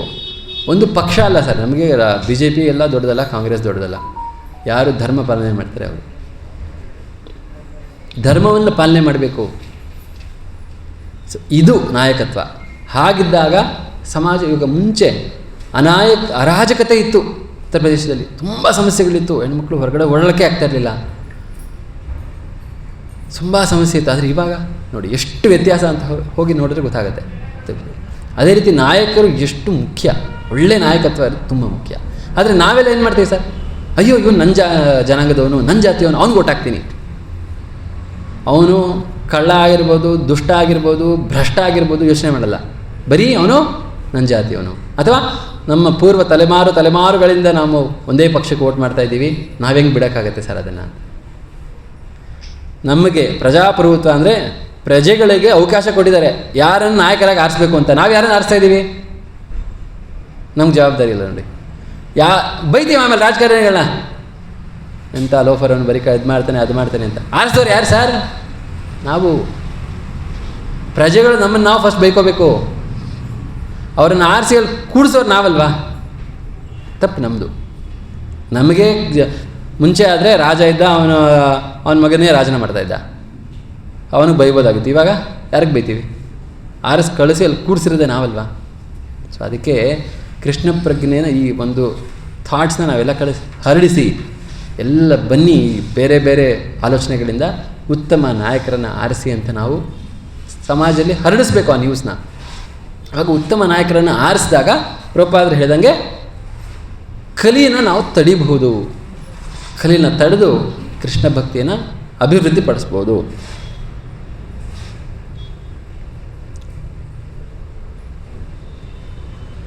ಪ್ರಭುಪಾದರು ಒಂದು ಎಕ್ಸಾಂಪಲ್ ಕೊಡ್ತಾರೆ. ಏನದು ಅಂತಂದರೆ, ಉದಾಹರಣೆಗೆ ಇವಾಗ ಪಿಕ್ ಪಾಕೆಟರ್ಸು, ಜೇಬುಗಳ್ರು ಜಾಸ್ತಿ ಎಲ್ಲಿ ರೈಲ್ವೆ ಸ್ಟೇಷನ್ ಆ ಕಡೆ ಇಲ್ಲ, ಎಲ್ಲಿ ಜನ ತುಂಬ ಹರಿಯಲಿರ್ತಾರೆ, ರಶಲ್ಲಿರ್ತಾರೆ, ತಮ್ಮ ಸಾಮಾನುಗಳನ್ನ ಅಷ್ಟು ಪ್ರೊಟೆಕ್ಷನ್ ಮಾಡೋಕ್ಕೆ ಯೋಚನೆ ಮಾಡೋದಲ್ಲ, ಅವಾಗ ಕರೆಕ್ಟಾಗಿ ಜೇಬುಗಳತನ ಮಾಡ್ತಾರೆ, ತುಂಬ ಜನಸಂದಣಿ ಇದ್ದ ಕಡೆ. ಈಗ ಬಾಂಬೆ ಲೋಕಲ್ ಟ್ರೈನ್ಗೆ ಹೋಗ್ಬಿಟ್ರಂತೂ, ಯಾರ್ಯಾರು ಹೋಗಿದ್ದೀರಾ ಬಾಂಬೆ ಲೋಕಲ್ ಟ್ರೈನ್? ಕೈ ಎತ್ತಿ, ಯಾರು ಹೋಗಿಲ್ವಾ? ಕೇಳಿ. ಬಾಂಬೆ ಲೋಕಲ್ ಟ್ರೈನಲ್ಲಿ ನಿಮಗೆ ಎಷ್ಟು ಜನಸಂದಣಿ ಇರುತ್ತೆ ಅಂತಂದರೆ, ಅಲ್ಲಿ ನೀವು ಟ್ರೈನ್ ಹತ್ತದೇ ಬೇಕಾಗಿಲ್ಲ, ಬಾಗಿಲಲ್ಲಿ ನಿಂತ್ಕೊಂಡ್ರೆ ಸಾಕು, ಆಯಿತಾ? ಅವರೇ ತಳ್ಳಿಬಿಟ್ಟು ಒಳಗಡೆ ಕೂಡಿಸ್ಬಿಡ್ತಾರೆ. ಆಮೇಲೆ ನೀವು ಇಳಿಬೇಕು ಅಂದರೆ ಏನು ಕಷ್ಟ ಪಡಬೇಕಾಗಿಲ್ಲ, ಬಾಗಿಲು ಹತ್ರ ಬಂದು ನಿಂತ್ಕೊಂಡ್ರೆ ಸಾಕು, ಅವರೇ ತಳ್ಳಿಬಿಟ್ಟು ನೀಟಾಗಿ ನಿಮ್ಮನ್ನು ಹೊರಗಡೆ ಕರ್ಕೊಂಡ್ಬರ್ತಾರೆ. ಅದೆಲ್ಲ ನೀವು ಬೇಕಾದ್ರೆ ವೀಡಿಯೋ ಸಿಗುತ್ತೆ ಯೂಟ್ಯೂಬಲ್ಲಿ ನೋಡಿ, ಅಷ್ಟು ಜನಸಂದಣಿಯಲ್ಲಿ ಲೋಕಲ್ ಟ್ರೈನ್ಸಲ್ಲಿ. ಸೊ ಅಷ್ಟು ಜನಸಂದಣಿ ಇದ್ದಾಗ ನಿಮ್ಮ ಪಾಕೆಟ್ ನೋಡೋಕ್ಕಾಗತ್ತಾ? ನೀವು ನಿಮ್ಮ ಲಗೇಜ್ ನೋಡೋಕ್ಕೂ ಟೈಮ್ ಇರಲ್ಲ ಅಲ್ವಾ? ಸ್ವಂತ ಜಾಗದಲ್ಲಿ ಜಾಸ್ತಿ ಪಿಕ್ ಪಾಕೆಟ್ ಮಾಡೋದು. ಪ್ರಭುಪಾದರು ಹೇಳ್ತಾರೆ, ಅವನು ಪಿಕ್ ಪಾಕೆಟ್ ಮಾಡೋನು ಅವನಿಗೆ ಫ್ರೀಡಮ್ ಇದ್ದರೆ ಮಾಡಿಬಿಡ್ತಾನೆ. ಆದರೆ ಅಲ್ಲಿ ಪೊಲೀಸು ಶಸ್ತ್ರಗಳನ್ನು ಇಟ್ಕೊಂಡು, ಲಾಠಿ ಇಟ್ಕೊಂಡು ಅಥವಾ ಗನ್ ಇಟ್ಕೊಂಡು ತಿರುಗಾಡ್ತಾ ಇದ್ದರೆ ಅವ್ನಿಗೆ ಹೆದರಿಕೆ ಇರುತ್ತೆ, ಆಗ ಅವ್ನು ಮಾಡೋದಿಲ್ಲ ಆ ಥರ ಅಲ್ವಾ? ಸೊ ಅದೇ ರೀತಿ ಕಲಿ ಎಲ್ಲಿ ಪ್ರಭಾವ ತೋರಿಸತ್ತೆ ಅಂದರೆ, ಎಲ್ಲಿ ಅದಕ್ಕೆ ಸಡಿಲವಾಗಿ ಬಿಟ್ಟಿರ್ತಾರೆ.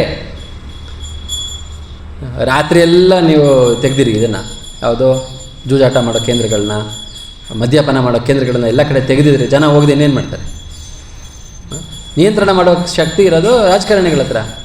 ಆದರೆ ಅವರೇ ಓಪನ್ ಮಾಡಿರ್ತಾರಲ್ಲ, ಅವ್ರದ್ದೇ ಪಬ್ಗಳು, ಅವ್ರದ್ದೇ ಇದೆಲ್ಲ ಅವರೇ ಓಪನ್ ಮಾಡಿದ್ದಾಗ ಅವರೇ ಕ್ಲೋಸ್ ಮಾಡ್ತಾರೆ ಅಲ್ವಾ? ಅಷ್ಟೇ ಸಮಸ್ಯೆ ಆಗ್ತಾ ಇರೋದು. ಇಂಡೈರೆಕ್ಟ್ಲಿ ಏನಾಗ್ತಾ ಇದೆ ಅಂದರೆ, ಕಲಿ ಹೋಗಿ ಕೂತ್ಕೊಂಡಿದೆ ಇಲ್ಲಿ. ನಮ್ಮ ನಾಯಕರೆಲ್ಲ ಕಲಿಯ ಪ್ರಭಾವಕ್ಕೊಳಗಾಗಿದ್ದಾರೆ. ಕಲಿ ಹೇಗೆ ಹೇಳ್ತಾ ಇದೆಯೋ ಆ ರೀತಿ ಅವ್ರು ಕೇಳ್ತಾ ಇದ್ದಾರೆ. ಅದಕ್ಕೆ ನಮ್ಮ ಇವಾಗ ಅವ್ಯವಸ್ಥೆ, ಅರಾಜಕತೆ ಏನು ನೋಡ್ತಾ ಇದ್ದೀವಿ, ಅದೇ ಕಾರಣ.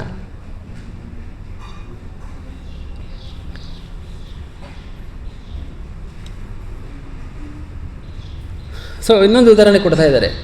ಏನದು ಅಂತಂದರೆ, ಕೃಷ್ಣ ತನ್ನ ಸ್ವಧಾಮಕ್ಕೆ ಹೊರಟ ನಂತರ ಕಲಿ ಪ್ರವೇಶ ಮಾಡ್ದ. ಕಲಿ ಪ್ರವೇಶ ಆಯ್ತಲ್ಲ ಅಂದ್ಬಿಟ್ಟು ಪರೀಕ್ಷಿತ, ಅಯ್ಯೋ ಕಲಿಗಾಲಪ್ಪ ಇದು, ಕಲಿಯುಗ ಅಂದ್ಬಿಟ್ಟು ಸುಮ್ಮನೆ ಕೂತ್ಕೊಂಡ ಪರೀಕ್ಷಿತ್ ಮಹಾರಾಜ? ಇಲ್ಲ, ತಕ್ಷಣ ರೆಡಿಯಾದ. ಎಲ್ಲಿದ್ದಾನೆ ಕಲಿ? ಹೋಗ್ಬಿಟ್ಟು ನಾನು ಅವನನ್ನು ಸದೆ ಬಡಿತೀನಿ ಅಂತ ಹೋಗಿ ಕಲಿ ಸದೆ ಬಡ್ದ ಅಲ್ವಾ? ಅವನಿಗೆ 4 ಸ್ಥಳ ಕೊಟ್ಟ. ಎಲ್ಲೆಲ್ಲಿ ಜೂಜಾಡ್ತಾರೋ, ಎಲ್ಲಿ ಮದ್ಯಪಾನ ಮಾಡ್ತಾರೋ, ಎಲ್ಲಿ ಮಾಂಸಾಹಾರ ಭಕ್ಷಣೆ ಮಾಡ್ತಾರೋ, ಎಲ್ಲಿ ಅನೈತಿಕ ಸಂಘ ಮಾಡ್ತಾರೋ, ಅಲ್ಲಿ ಹೋಗಿರಪ್ಪ ನೀನು. ಶ್ರೀ ರಾಧಾ ಮಾಧವಷ್ಟಕ್ಕೆ ಬಂದ ಕಿ ಜಾಯ್, ಶ್ರೀಲಪ್ರಭಾದ ಕಿ ಜಾಯ್. ಸೊ ಈ ರೀತಿಯಾಗಿ 4 ಸ್ಥಳ ಕೊಟ್ಟೆ. ಆ ಕಲಿ ಕೇಳಿತು, 4 ಸ್ಥಳ ಕೊಟ್ಟೆ, ಆದರೆ ಅಡ್ರೆಸ್ಸೇ ಇಲ್ಲ ಸರ್, ಆ 4 ಸ್ಥಳ ನಿಮ್ಮ ರಾಜ್ಯದಲ್ಲಿ ಇಲ್ಲವೇ ಇಲ್ಲ. ಅಲ್ಲಿ ಹೋಗುವಂತೆ, ಬಟ್ ಆ ಅಡ್ರೆಸ್ಸಲ್ಲಿ ಯಾರೂ ಇಲ್ಲ, ಎಲ್ಲಿ ಹೋಗಲಿ? ಆಯ್ತು, ಏನು ಮಾಡಬೇಕು ಇವಾಗ ಅಂದರೆ, 5ನೇ ಒಂದು ಸ್ಥಳ ಕೊಡಪ್ಪ. 5ನೇ ಸ್ಥಳ ಏನಂದರೆ, ಎಲ್ಲಿ ಚಿನ್ನವನ್ನು ಶೇಖರಣೆ ಮಾಡಿ ಇಡ್ತಾರೆ ಅಲ್ಲಿ ಕೊಡು. ಅಂದರೆ ಚಿನ್ನ ನಮಗೆ ಇರಬೇಕಾ ಇರಬಾರ್ದ ಅನ್ನೋ ಪ್ರಶ್ನೆ ಬಂದಾಗ, ಚಿನ್ನ ಅಂದರೆ ಹಣ, ಬೇಸಿಕಲಿ ಹಣ ಇರಬೇಕಾ? ಹೌದು, ಇರಲೇಬೇಕು ಸರ್, ಆದರೆ ಶೇಖರಣೆ ಮಾಡಿ ಕೂಡಿಸಬಾರ್ದು. ನಿಮ್ಮ ಎಮರ್ಜೆನ್ಸಿ ಆಪತ್ಕಾಲಕ್ಕೆ ಬೇಕಾದಷ್ಟು ಕೂಡಿಸಿ, ಅದೇನು ತಪ್ಪಿಲ್ಲ. ಆದರೆ ಈಗ ರಾಜಕಾರಣಿಗಳು 100 ಕೋಟಿ ಆಸ್ತಿ, 100, 200 ಕೋಟಿ, 1000 ಕೋಟಿ, 2000 ಕೋಟಿ, 5000 ಕೋಟಿ ಆಸ್ತಿ ಎಲ್ಲ ಭ್ರಷ್ಟಾಚಾರ ಮಾಡಿ ಕೂಡಿಸಿರ್ತಾರೆ. ಯಾರಿಗೋಸ್ಕರ? ಅದು ಜನರಿಂದ ಟ್ಯಾಕ್ಸ್, ತೆರಿಗೆ ಕಲೆಕ್ಟ್ ಮಾಡಿ ತೊಗೊಂಡಿದ್ದಾರೆ ಅಲ್ವಾ? ಜನಕ್ಕೆ ಬಳಸೋಕ್ಕೋಸ್ಕರ ತೊಗೊಂಡಿದ್ದಾರೆ. ಬಟ್ ಏನು ಮಾಡ್ತಾ ಇದ್ದಾರೆ? ಎಲ್ಲೋ ಒಂದು ಕಡೆ ಕೂಡಿಡ್ತಾರೆ. ಅವ್ರಿಗೂ ಇಲ್ಲ ಅದು, ಯಾಕಂದರೆ ಸುಮ್ಮನೆ ಕೂಡಿಡೋಕ್ಕಷ್ಟೇ ಅದು, ಅವರು ಬಳಸೋದಿಲ್ಲ. ಹಣವನ್ನು ಸದ್ಬಳಕೆ ಮಾಡಬೇಕು. ಹಣವನ್ನು ಪಾಕೆಟಲ್ಲಿ ಇಟ್ಕೊಂಡಿರಬಾರ್ದು. ಎಷ್ಟು ಬೇಕೋ ಅಷ್ಟು ಆಪತ್ಕಾಲಕ್ಕೆ ರಕ್ಷಣೆ ಇಡಿ, ಬಾಕಿ ಹಣವನ್ನು ಸದ್ಬಳಕೆ ಮಾಡಿ, ಸುಮ್ಮನೆ ಶೇಖರಣೆ ಮಾಡಿ ಇಡಬಾರ್ದು. ಜಿಪ್ಣಾಗಿರಿಸರ್ ಥರ ಇದ್ದಾಗ ಅದನ್ನು ಸದ್ಬಳಕೆ ಮಾಡಿ. ಏನು ಮಾಡಿ ಅಂತಂದರೆ, ಒಳ್ಳೊಳ್ಳೆ ಕಾರ್ಯಕ್ರಮಗಳು ಮಾಡಿ, ಭಾಗವತದ ಪ್ರವಚನಗಳನ್ನು ಏರ್ಪಾಡು ಮಾಡಿ, ನೀವು ಪ್ರಸಾದಗಳನ್ನು ಏರ್ಪಾಡು ಮಾಡಿ, ಎಲ್ಲರಿಗೂ ಹಂಚಿ, ಸದ್ಬಳಕೆ ಮಾಡಿ ಹಣನ. ಆವಾಗ ನಿಮಗೆ ಪುಣ್ಯ ಸಿಗುತ್ತೆ, ಜನರಿಗೆ ಕೃಷ್ಣ ಭಕ್ತಿ ಸಿಗುತ್ತೆ, ಎರಡೂ ಆಯಿತಾ? ನೀವು ಅದನ್ನು ಸದ್ಬಳಕೆ ಮಾಡಿದ್ದಕ್ಕೆ ನಿಮಗೆ ಒಳ್ಳೆ ಪುಣ್ಯ, ಭಕ್ತಿಯ ಉನ್ಮುಖ ಸುಕೃತಿ, ಅದು ಬರೀ ಪುಣ್ಯ ಅಲ್ಲ, ಇನ್ನೂ ಹೆಚ್ಚದು. ನಿಮ್ಮ ಜೀವನಕ್ಕೂ ತುಂಬ ಒಳ್ಳೆಯದಾಯಿತು. 4 ಜನಕ್ಕೆ ನೀವು ಪ್ರೋಗ್ರಾಮ್ಸ್ ಎಲ್ಲ ಅರೇಂಜ್ ಮಾಡಿದ್ದಕ್ಕೆ ಅವ್ರಿಗೆಲ್ಲ ಬಂದು ಭಕ್ತಿ ಸೇವೆ ಮಾಡೋಕ್ಕೆ ಅನುಕೂಲ ಆಯಿತು. ಇವಾಗ ದೇವಸ್ಥಾನಕ್ಕೆ ಎಷ್ಟು ಜನ ಪ್ರಸಾದ ಸ್ಪಾನ್ಸರ್ ಮಾಡ್ತಾರೆ, ತುಂಬ ಒಳ್ಳೆ ಕೆಲಸ ಮಾಡ್ತಾಯಿದ್ದಾರೆ. ಭಕ್ತರಿಗೆ ಬಂದು ಪ್ರಸಾದ ಇಲ್ಲ ಅಂತಂದರೆ ಕೂತ್ಕೊಂಡು 1 ಅವರ್ ಭಾಗವತ ಕೇಳೋಕ್ಕೆ ಬೇಜಾರಾಗುತ್ತೆ. ಆಮೇಲೆ ಏನು ಮಾಡ್ಕೋಬೇಕು, ನಾನು ಆಮೇಲೆ ಅಡುಗೆ ಮಾಡಬೇಕು, ತಿಂಡಿ ಮಾಡೋಕ್ಕೆ ಅಂದ್ಬಿಟ್ಟು ಆಗಲ್ಲ ಬರೋಕ್ಕೆ ಅಲ್ವಾ. ಪ್ರಸಾದ ಇದೆ ಅಂದರೆ ಆರಾಮಾಗಿ ಭಾಗವತ ಕೇಳ್ಬೋದು, ಪ್ರಸಾದ ಇರುತ್ತೆ ಅಲ್ವಾ. ಸೊ ಅದರಿಂದ ಈ ರೀತಿ ಏನು ಸ್ಪಾನ್ಸರ್ ಮಾಡ್ತಾರೆ, ತುಂಬ ಒಳ್ಳೆ ಕೆಲಸ ಮಾಡ್ತಾಯಿದ್ದಾರೆ, ಹಣನ ಸದ್ಬಳಕೆ ಮಾಡ್ತಾಯಿದ್ದಾರೆ. ಅದು ಮಾಡೋದ್ರಿಂದ ಹಣನೂ ಒಳ್ಳೆ ಯೂಸ್ ಆಯಿತು, ಅವ್ರಿಗೂ ಸುಕೃತಿ, 4 ಜನ ಭಕ್ತರಿಗೂ ಒಳ್ಳೆ ಕೃಷ್ಣ ಭಕ್ತಿ ಮಾಡೋಕ್ಕೆ ಅವಕಾಶ ಆಯಿತು. ಸೊ ಈ ರೀತಿಯಾಗಿ ಹಣನ ಸದ್ಬಳಕೆ ಮಾಡಿದಾಗ ಕಲಿ ಇರಲ್ಲ. ಅಲ್ಲಿ ಸದ್ಬಳಕೆ ಮಾಡಿದ್ರೆ ಸುಮ್ಮನೆ ಕೂಡಿಟ್ಟ ಅಂತಂದರೆ ಕೋಟ್ಯಾಂತರ ರೂಪಾಯಿ ಯಾರೂ ಬಳಸೋದು ಇಲ್ಲ, ಅದನ್ನು ಅವನಿಗೂ ತೃಪ್ತಿ ಇಲ್ಲ. ಸುಮ್ಮನೆ ನನ್ನ ಬ್ಯಾಂಕಲ್ಲೇ ಹಣ ಇದೆ ಅಂತ ಒಂದು ಹೆಗ್ಗಳಿಕೆ ಅಷ್ಟೇ ಹೊರತು ಅದೇ 4 ಪೈಸೆ ಅವನಿಗೂ ಲಾಭ ಇಲ್ಲ. ಆ ರೀತಿ 5 ಜಾಗ ಕೊಟ್ಟ ಅಷ್ಟೇ, ಬೇರೆ ಕಡೆ ಎಲ್ಲ ನಿಯಂತ್ರಣ ಮಾಡಿಟ್ಟ. ಅದೇ ರೀತಿ ಕಲಿ ಇದೆ ಅಂತ ನಮಗೆಲ್ಲ ಗೊತ್ತು, ಆದರೆ ಕಲಿಯ ಪ್ರಭಾವಕ್ಕೆ ಒಳಗಾಗಬೇಕು ಅಂತೇನು ರೂಲ್ ಇಲ್ಲ. ಕಲಿ ಇದೆ ಅಂತ ಮಾತ್ರಕ್ಕೆ ಎಲ್ಲ, ಅದಕ್ಕೆ ಇಂಗ್ಲೀಷಲ್ಲಿ ಫಿಯರ್ ಆಫ್ ಮಿಸ್ಸಿಂಗ್ ಔಟ್ ಅಂತಾರೆ, FOMO ಅಂತ ಹೇಳ್ತಾರೆ. ಯಾವನೋ ನಾನು ಇವಾಗ ನನ್ನ ಕ್ಲಾಸ್ಮೇಟು ಅವನು ಏನೋ ಮಾಡ್ತಾಯಿದ್ದಾನೆ, ನಾನು ಮಾಡಬೇಕು, ನನ್ನ ಜೊತೆ ಸಂಗಡಿಗರು ಎಲ್ಲರೂ ಮಾಡ್ತಾಯಿದ್ದಾರೆ, ಎಲ್ಲರೂ ಫಿಲಮ್ಗೆ ಹೋಗ್ತಾಯಿದ್ದಾರೆ, ಅಯ್ಯೋ ನಾನು ಹೋಗದೇ ಇದ್ರೆ ಹೆಂಗಿರುತ್ತಪ್ಪ. ಎಲ್ಲ ಮಾಡ್ತೇನೆ ಅಂತ ಮಾಡೋ ಅವಶ್ಯಕತೆ ಇಲ್ಲ, ಆಯಿತಾ. ಕಲಿಯುಗದಲ್ಲಿ ಎಲ್ಲ ಒಂದು ಕಡೆ ಹರಿಯುತ್ತೆ. ನಾವು ಕೃಷ್ಣ ಭಕ್ತಿ ಮಾಡೋರು ಆ ಕಡೆ ಹರಿಯೋಕ್ಕಾಗಲ್ಲ. ಆ ಕಡೆ ಹೋದರೆ ನಾವು ಕಲಿ ಪ್ರಭಾವಕ್ಕೊಳಗಾಗ್ತೀವಿ. ನಾವು ಸ್ವಲ್ಪ ಡಿಫ್ರೆಂಟಾಗಿ ಮಾಡಲೇಬೇಕು. ಅದಕ್ಕೋಸ್ಕರ ಒಬ್ಬರೇ ಮಾಡೋಕ್ಕೆ ಕಷ್ಟ ಅಂದ್ಬಿಟ್ಟೆ ಸಂಘೇ ಶಕ್ತಿ ಕಲವು ಅಂತ ಹೇಳೋದು. ಯಾಕಂದರೆ ಎಲ್ಲ ಆ ಕಡೆ ಹರಿತಾ ಇರ್ತಾರೆ ಕಲಿ ಕಡೆ. ಯಾಕಂದರೆ ಕಲಿ ಅವ್ರ ಮೇಲೆಲ್ಲ ಪ್ರಭಾವ ಮಾಡಿ ಅವ್ರನ್ನ ಒಂದು ಕಡೆ ಕರ್ಕೊಂಡು ಹೋಗ್ತಾ ಇರುತ್ತೆ. ಬನ್ನಿ ಎಲ್ಲ ನಿಮಗೆ ಎಲ್ಲ ಚೆನ್ನಾಗಿರೋ ಪಿಕ್ಚರ್ ತೋರಿಸ್ತೀನಿ ಅಂತ ಕಡೆಗೆ ಹೋಗ್ಬಿಟ್ಟು ನರಕದ ಬಾಗಿಲಿಗೆ ದೂಗುತ್ತೆ ಅಷ್ಟೇ. ಅದೇ ಪಿಕ್ಚರು, ನರಕವಾಸನೆ ಪಿಕ್ಚರ್, ಇನ್ನೇನಿಲ್ಲ ಕಲಿ ತೋರಿಸೋ ಪಿಕ್ಚರು ಅಲ್ವಾ. ಕಲಿಯ ಮಾತಿಗೆ ಮರಳಾಗಿ ನರಕಕ್ಕೆ ಹೋಗಬೇಕು ಇಲ್ವಾ. ಇನ್ನೊಂದೇನು ಮಾಡಬೇಕು, ನಾವು ಭಕ್ತರ ಮಾತಿಗೆ ಮರಳಾಗಿ ವೈಕುಂಠಕ್ಕೆ ಹೋಗಬೇಕು, ಅಷ್ಟೇ ಆಪ್ಷನ್ ಇರೋದು.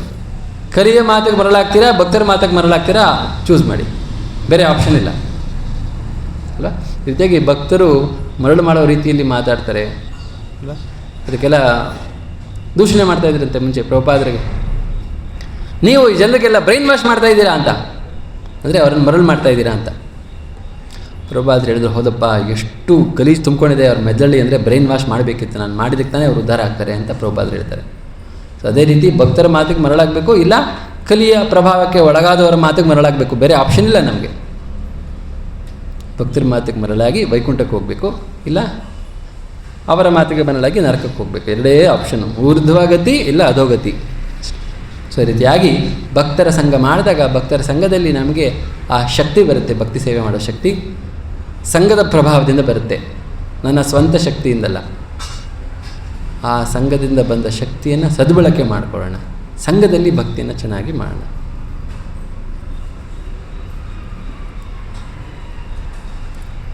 ಸೊ ಇಲ್ಲಿ ಪರೀಕ್ಷಿತ್ ಮಹಾರಾಜರನ್ನ ಆಭಿಮನ್ಯವ ಏಕರಾಟ್, ಮಹಾನ್ ಉರ್ವ್ಯಾಂ ಆಭಿಮನ್ಯವ ಏಕರಾಟ್ ಅಂತ ಕರಿತಾ ಇದ್ದಾರೆ. ಆಭಿಮನ್ಯವ ಅಂತಂದರೆ ಅಭಿಮನ್ಯುವಿನ ಮಗ.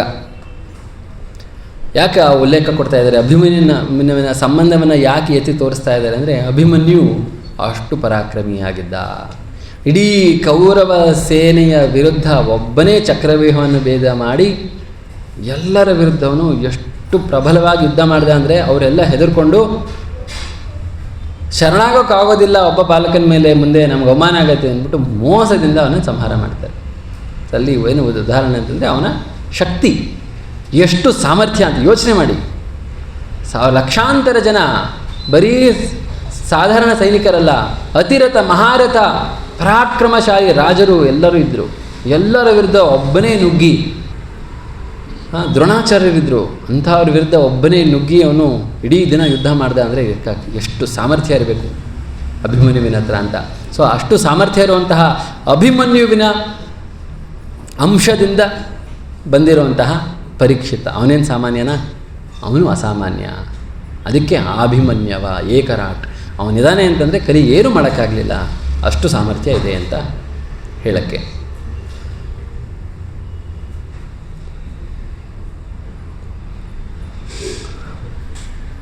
ಇಂತಹ ಪರೀಕ್ಷಿತ ಮಹಾರಾಜರಂಥ ರಾಜರು ಇದ್ದಾಗ ಸಮಾಜ ಹೇಗಿರುತ್ತೆ ಅನ್ನೋಕ್ಕೆ ಉದಾಹರಣೆ ಇನ್ನೊಂದು ರಾಮನ ಆಡಳಿತ, ರಾಮರಾಜ್ಯ. ಏಕೆಂದರೆ ಏನಕ್ಕೆ ರಾಮರಾಜ್ಯ ಅಂತೀವಿ ಅಂತಂದರೆ, ರಾಮ ಆ ರೀತಿ ಆಡಳಿತ ಮಾಡ್ತಾ ಇದ್ದ. ಪ್ರಜೆಗಳು ಎಷ್ಟು ಸುಭಿಕ್ಷವಾಗಿತ್ತು, ಎಷ್ಟು ಆನಂದದಿಂದ ಇದ್ದರು ಅನ್ನೋಕ್ಕೆ ರಾಮಾಯಣದಲ್ಲಿ ಹೇಳ್ತಾರೆ. ಶ್ರೀರಾಮ ರಾಜ್ಯವರ ಮಾಡಬೇಕಾದ್ರೆ ಒಬ್ಬರೇ ವಿಧವೇ ಇರಲಿಲ್ವಂತೆ. ಹಿಂಗೆ ಕನೆಕ್ಷನ್ ಮಾಡೋಕ್ಕೆ ಕಲ್ಪನೆಗೂ ಮಾಡೋಕ್ಕೂ ಆಗಲ್ಲ ನಮಗೆ. ರಾಮ ರಾಜ್ಯ ಮಾಡೋಕ್ಕೂ ಇಲ್ಲಿ ಅವನು ಯಾರ್ದನ ಒಬ್ರಿಗೆ ಗಂಡ ಸಾಯಕ್ಕೂ ಏನಪ್ಪ ಸಂಬಂಧ ಅಂದರೆ, ಅಧರ್ಮ ಹೆಚ್ಚಾದಾಗಲೇ ಈ ರೀತಿ ದುಃಖಗಳು ಹೆಚ್ಚಾಗೋದು. ಧರ್ಮ ಹೆಚ್ಚಾದಾಗ ಈ ರೀತಿ ದುಃಖಗಳು ಆಗೋದಿಲ್ಲ. ನಿನ್ನೆ ಒಂದು ಪ್ರವಚನ ಮಾಡಬೇಕಾದ್ರೆ ನಾನು ಉದಾಹರಣೆ ಕೊಟ್ಟೆ. ಹೇಗೆ ಕೃಷ್ಣನ ಸಮಯದಲ್ಲಿ ಅರ್ಜುನ ದ್ವಾರಕೆಗೆ ಬಂದಾಗ ಒಬ್ಬ ಬ್ರಾಹ್ಮಣ ಬರ್ತಾನಂತೆ. ಬಂದಾಗ ತೋರಿಸ್ತಾನೆ, ನಾನು ಬದುಕಿರಬೇಕಾದ್ರೆ ನನ್ನ ಮಗ ಸತ್ತೋಗಿದ್ದಾನೆ, ಇದು ಹೇಗೆ ಸಾಧ್ಯ? ಇವಾಗೆಲ್ಲ ಅದು ತುಂಬ ಕಾಮನ್ ಆಗಿದೆ, ಬಟ್ ಆಗಿನ ಕಾಲದಲ್ಲಿ ಅದು ತುಂಬ ವಿರಳವಾಗಿತ್ತು. ಸೊ ಯಾಕೆ ಈ ಥರ ಆಯಿತು, ನನಗೆ ಉತ್ತರ ಕೊಡಬೇಕು. ರಾಜನ ಹತ್ರ ಬಂದಿರ್ತಾನೆ. ಆಗ ಅರ್ಜುನ ಮತ್ತು ಕೃಷ್ಣ ಇಬ್ಬರು ಯಮಲೋಕಕ್ಕೆ ಹೋಗಿ ಅದು ಬೇರೆ ಕತೆ. ಬಟ್ ಈ ರೀತಿಯಾಗಿ ಎಕ್ಸಾಂಪಲ್ ಕೊಟ್ಟಿದ್ದು ಅಂತಂದರೆ, ಈ ಜನರಲ್ಲಿ ನೋವು ದುಃಖ ಎಲ್ಲ ಯಾವಾಗ ವೃದ್ಧಿ ಆಗುತ್ತೆ ಅಂದರೆ ಅಧರ್ಮ ಅಥವಾ ಕಲಿಯ ಪ್ರಭಾವ ಹೆಚ್ಚಾದಾಗ ದುಃಖ ಹೆಚ್ಚಾಗುತ್ತೆ. ಅದೇ ಉತ್ತಮ ರಾಜರಿದ್ದಾಗ ಜನರು ಆನಂದದಿಂದ ಇರ್ತಾರೆ.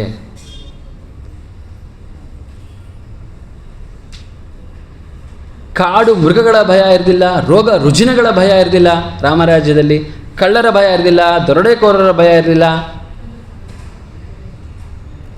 ಮತ್ತು ಹೇಳಿದಂಗೆ ಹಿರಿಯರು ಕಿರಿಯರ ಅಂತ್ಯಕ್ರಿಯೆ ಮಾಡುವಂತಹ ಪ್ರಸಂಗನೇ ಇರಲಿಲ್ಲ.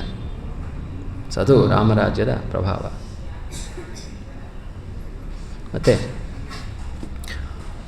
ಪ್ರಭಾದರು ಚೈತನ್ಯ ಚರಿತಾಮೃತ ಉಲ್ಲೇಖ ಮಾಡ್ತಾರೆ.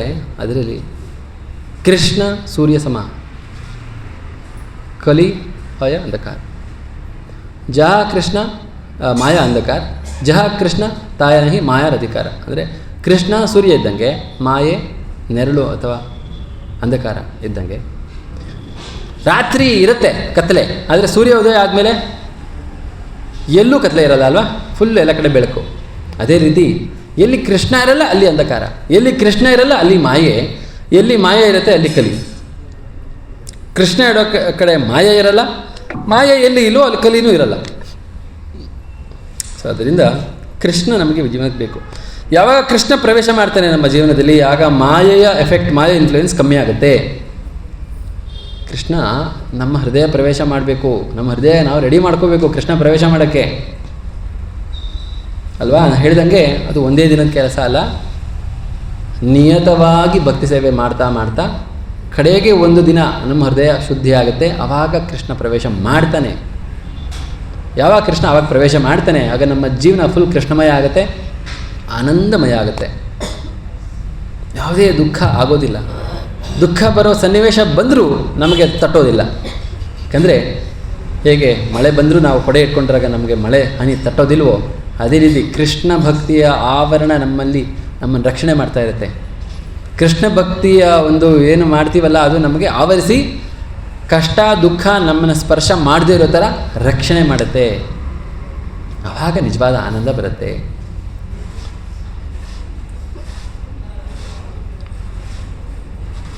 ಸೊ ಈ ರೀತಿಯಾಗಿ ನಾವು ಕಲಿಯುಗದ ದೋಷದ ನಿಧಿಯಲ್ಲಿದ್ದೀವಿ, ಆದರೆ ದುಃಖ ಪಡಬೇಕಾಗಿಲ್ಲ. ಕಲವು ದೋಷ ನಿಧೆ ರಾಜನ್ ಅಸ್ತಿ ಏಕೋ ಮಹಾನ್ ಗುಣಃ ಕೀರ್ತನಾದೇವ ಕೃಷ್ಣಸ್ಯ ಮುಕ್ತ ಸಂಗಃ ಪರಮ್ರಜೇತ್. ಕಲಿ ದೋಷ ನಿಧಿ ಆದರೂ ಒಂದು ವಿಶೇಷ ಗುಣ ಇದೆ ಕಲಿಯುಗದಲ್ಲಿ, ಅದೇನೆಂದರೆ ಕೃಷ್ಣನ ಕೀರ್ತನೆ ಮಾಡೋದ್ರಿಂದ ಸಂಪೂರ್ಣ ಮುಕ್ತಿಯನ್ನು ಪಡೆದು ಜೀವನದ ಅತ್ಯುನ್ನತ ಗುರಿಯಾದಂತಹ ಪ್ರೇಮ ಭಕ್ತಿಯನ್ನು ಪಡೆಯಬಹುದು, ವೈಕುಂಠವನ್ನು ನಾವು ಸೇರಬಹುದು. ಕಲಿಯುಗದಲ್ಲಿ ಇದು ಬಹಳ ಸರಳ ಸುಲಭ.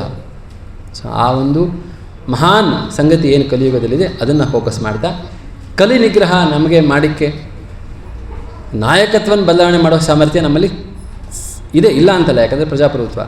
ಆದರೆ ಅದು ಒಂದೇ ದಿನದಲ್ಲಿ ಆಗದೇ ಇರ್ಬೋದು. ಬದಲಾವಣೆ ಆಗೋಕ್ಕೆ ಆಶಯಪಟ್ಟು ನಾವು ಎಷ್ಟು ಸಹಾಯ ಅಷ್ಟು ಮಾಡೋಣ.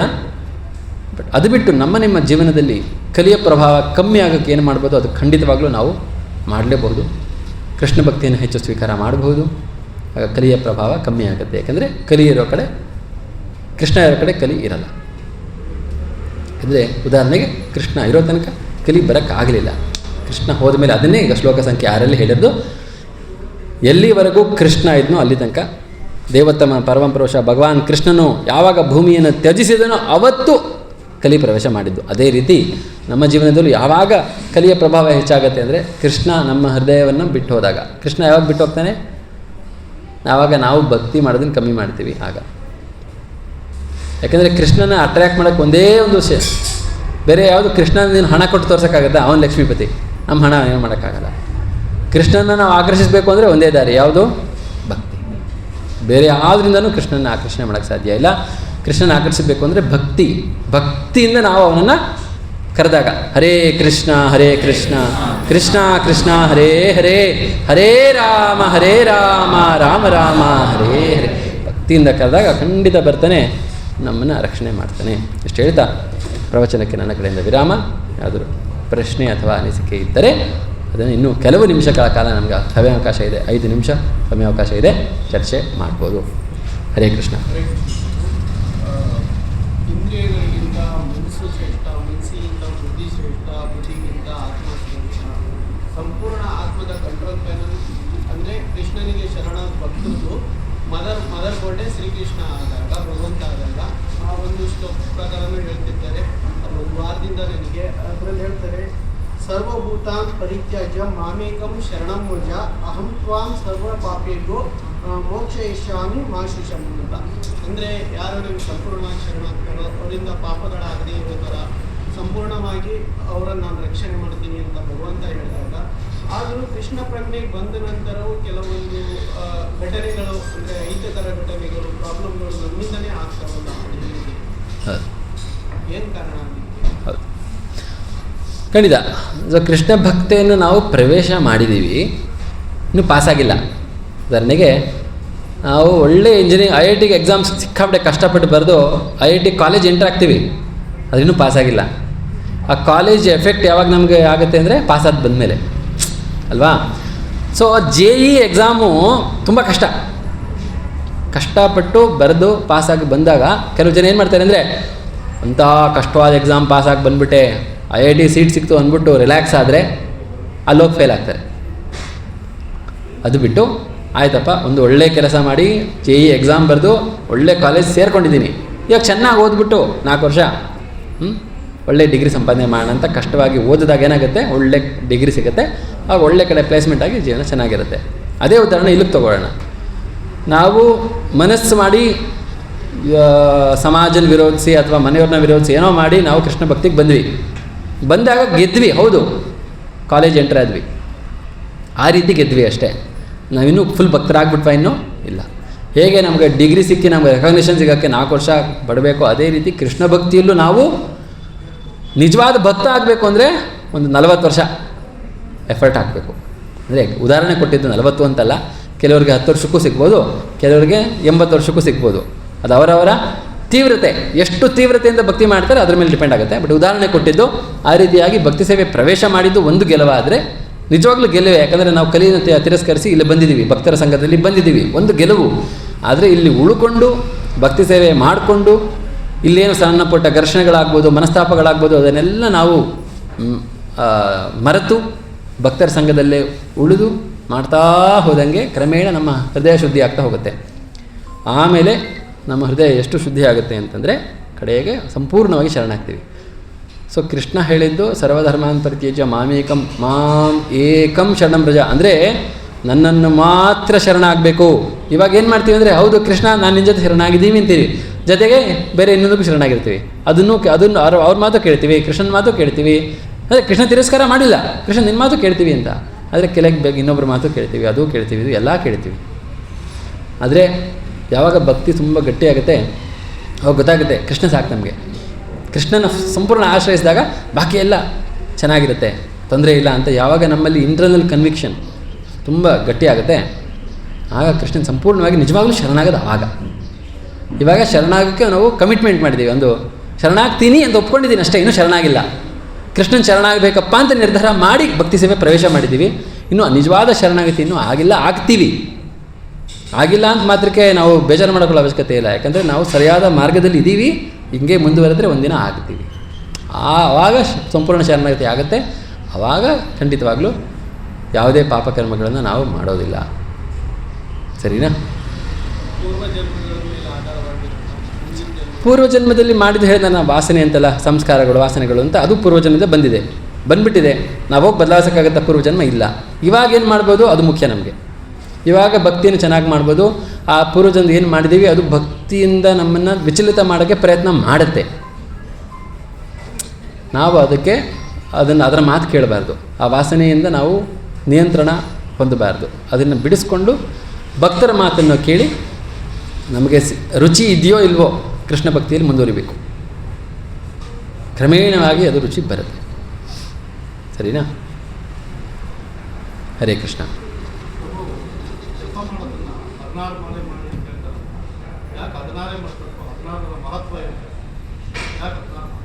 ಹಾಂ, ಅದು ಪ್ರಭುಪಾದರು ನಿರ್ಧಾರ ಮಾಡಿದ್ದು ಸಂಖ್ಯೆ 108 ಎಲ್ಲರಿಗೂ ಗೊತ್ತು. 108 ಬಹಳಷ್ಟು ಮಹತ್ವ ಇದೆ. 16 ಬದಲು ಪ್ರಭುಪಾದರು ಮೊದಲು 64 ಮಾಡಿ ಅಂತ ಹೇಳಿದ್ರು ಭಕ್ತರಿಗೆ. ಯಾಕಂದರೆ ಪ್ರಭುಪಾದರ ಗುರುಗಳು ಅವರು ಹೇಳ್ತಾ ಇದ್ದಿದ್ದು ಭಕ್ತರಿಗೆಲ್ಲ 64 ಮಾಡಿ. ಯಾಕಂದರೆ ಪ್ರಭುಪಾದರು ಮೊದಲು ಪ್ರಚಾರ ಮಾಡೋಕ್ಕೆ ಶುರು ಮಾಡಿದಾಗ ಎಲ್ಲರೂ ಫುಲ್ ಟೈಮ್ ಬರೀ ಕೃಷ್ಣ ಭಕ್ತಿನೇ ಮಾಡ್ತಾಯಿದ್ರು. ಬೇರೆ ಕಡೆ ಏನೂ ಜಾಸ್ತಿ ಕೆಲಸ ಎಲ್ಲ ಮಾಡ್ತಾ ಇರಲಿಲ್ಲ. ಆವಾಗ ಸ್ವಲ್ಪ ಎಲ್ಲ ಸಮಯ ಆಯಿತು ಅಂತ ಪ್ರಭುಪಾದರು ಮಾಡೋಕ್ಕೆ ಹೇಳಿದರು. ಆಮೇಲೆ ಕ್ರಮೇಣ ಅವರಿಗೆ ದೇವಸ್ಥಾನ ನಡೆಸಬೇಕು, ದೇವಸ್ಥಾನ ನಡೆಸೋಕ್ಕೆ ನಿಮಗೆ ಹಣ ಬೇಕಲ್ವಾ, ಅದು ಹಣ ಸಂಗ್ರಹ ಮಾಡಬೇಕು, ಅದಕ್ಕೆಲ್ಲ ಹೊರಗಡೆ ಬೇರೆ ಸೇವೆ ಅದು ಅಥವಾ ಕೆಲಸಗಳು ಮಾಡಬೇಕಿತ್ತು. ಅದಕ್ಕೆ 64 ಮಾಡೋಕ್ಕೆ ಕಷ್ಟ ಆಗುತ್ತಲ್ಲ ಪ್ರಭು, ಅದೇನು ಮಾಡೋದು ಸರಿ ಅಂದ್ಬಿಟ್ಟು ಕಮ್ಮಿ ಮಾಡೋದು.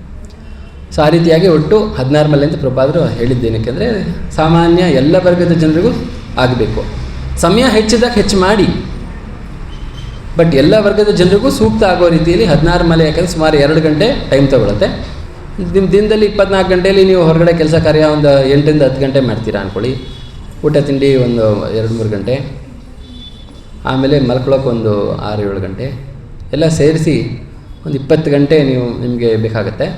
ಇನ್ನು ಭಕ್ತಿ ಸೇವೆ ಒಂದು ಜಪ ಮಾಡೋಕ್ಕೆ 2 ಅವರ್ ಮಾಡಿ, ಬಾಕಿ ಟೈಮಲ್ಲಿ ಭಾಗವತ ಓದೋದು ಏನೋ ಮಾಡ್ಕೊಳ್ಳಿ. ಆ ರೀತಿಯಾಗಿ ಒಂದು ಪ್ಲ್ಯಾನ್ ಮಾಡೋಕ್ಕೋಸ್ಕರ 16 ಮಲೆ ಅಂತ ಹೇಳಿ 2 ಅವರ್ ತೊಗೊಳುತ್ತೆ ಅಂತ. ಬಟ್ ಹೆಚ್ಚಿಗೆ ಸಮಯ ಇದ್ದವರು, ರಿಟೈರ್ ಆಗಿರೋರು ಸುಮ್ಮನೆ ಟಿ ವಿ ನೋಡ್ತಾ ಕೂತ್ಕೊಂಡು, ಮೊಬೈಲಲ್ಲಿ ವಾಟ್ಸಪ್ ನೋಡ್ತಾ ಕೂತ್ಕೊಂಡು ಟೈಮ್ ವೇಸ್ಟ್ ಮಾಡೋದ್ರ ಬದಲು ಹೆಚ್ಚಿಗೆ ಜಪ ಮಾಡಿ, ಹೆಚ್ಚಿಗೆ ಭಾಗವತ ಸ್ಟಡಿ ಮಾಡಿ. 16 ಮಾಡಬೇಕು ಅಂತಿಲ್ಲ. ಪ್ರಭುಪಾದ ಹೇಳಿದ್ದು ಮಿನಿಮಮ್ 16 ರೌಂಡ್ಸ್, ಮ್ಯಾಕ್ಸಿಮಮ್ 6 ರೌಂಡ್ಸ್ ಅಂತ ಹೇಳಿಲ್ಲ, ಅದು ಓನ್ಲಿ 6 ರೌಂಡ್ಸ್ ಅಂತ ಹೇಳಿಲ್ಲ.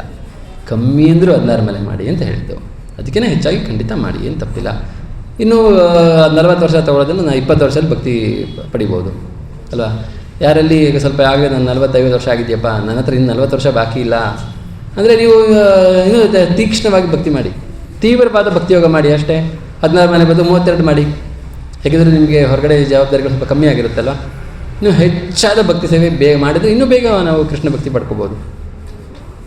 ಆ ರೀತಿಯ ಅಡ್ಜಸ್ಟ್ಮೆಂಟ್ ಮಾಡ್ಕೋಬೋದು. ಸರಿನಾ?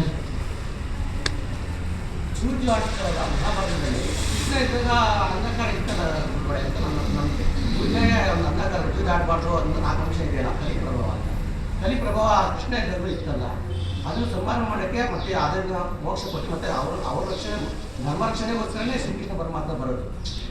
ಅದಕ್ಕೋಸ್ಕರ ನೀವು ಹೇಳಿದ್ರೆ ಕೃಷ್ಣ ಪರಮಾತ್ಮ ಇದ್ದಾಗ ಇದಿರಲಿಲ್ಲ, ಅಂಧಕಾರ ಇರಲಿಲ್ಲ, ಅವ್ರಿದ್ದಾಗ ಏನಿರಲಿಲ್ಲ, ಅವ್ರು ಇದ್ದಾಗಲೂ ಆ ಜೂಜೆಲ್ಲ ಆಯ್ತು. ಹೌದು, ಮಾಯೆ ಇರಲಿಲ್ಲ ಅಂತ ಹೇಳಲಿಲ್ಲ ನಾನು. ಇಲ್ಲಿ ಆ ಜೂಜಾಡಕ್ಕೆ ಯಾರ ಒಂದು ನಿರ್ದೇಶನ ಇತ್ತು ಅದನ್ನು ಯೋಚನೆ ಮಾಡಿ. ಫಸ್ಟು ಶಕುನಿ ಮತ್ತು ದುರ್ಯೋಧನ ನಿರ್ಧಾರ ಮಾಡಿದ್ರು ಜೂಜಾಡ್ಸೋಣ ಇವ್ರನ್ನ ಅಂತ. ಆಮೇಲೆ ಏನು ಮಾಡಿದ್ರು, ಅವರೇ ಹೋಗಿ ಕೇಳಿದೆ, ಧರ್ಮರಾಯ ಇಲ್ಲ ಅಂದ್ಬಿಡ್ತಾ ಇದ್ದ. ಅವ್ರು ಹೋಗ್ಬಿಟ್ಟು ಧೃತರಾಷ್ಟ್ರನ ಕೇಳಿದ್ರು, ನಾವು ಕರೆದ್ರೆ ಧರ್ಮರಾಯ ಬರೋದಿಲ್ಲ, ನೀವು ಕರೀರಿ, ಯಾಕಂದರೆ ನಿಮ್ಮ ತಂದೆ ಸ್ಥಾನದಲ್ಲಿ ನಿಲ್ಸೋದ್ರಿಂದ ನಿಮ್ಮ ಮಾತು ತೆಗೆದಾಕಲ್ಲ ಧರ್ಮರಾಯ ಅಂತ. ಸೊ ಅವ್ರ ಹತ್ರ ಕುತಂತ್ರ ಮಾಡಿ ಧೃತರಾಷ್ಟ್ರನ ಹತ್ರ ಹೋಗಿ ಅವ್ರ ಮೂಲಕ ಧರ್ಮರಾಯನ ಕರೆಯುವಾಗ ಮಾಡಿದ್ದು. ಸೊ ಧರ್ಮರಾಯ ಅವನು ಅಧರ್ಮ ಮಾಡ್ತಾ ಇರಲಿಲ್ಲ, ಬಟ್ ಅವನಿಗೆ ಸಂಕಟ, ಧರ್ಮ ಸಂಕಟ.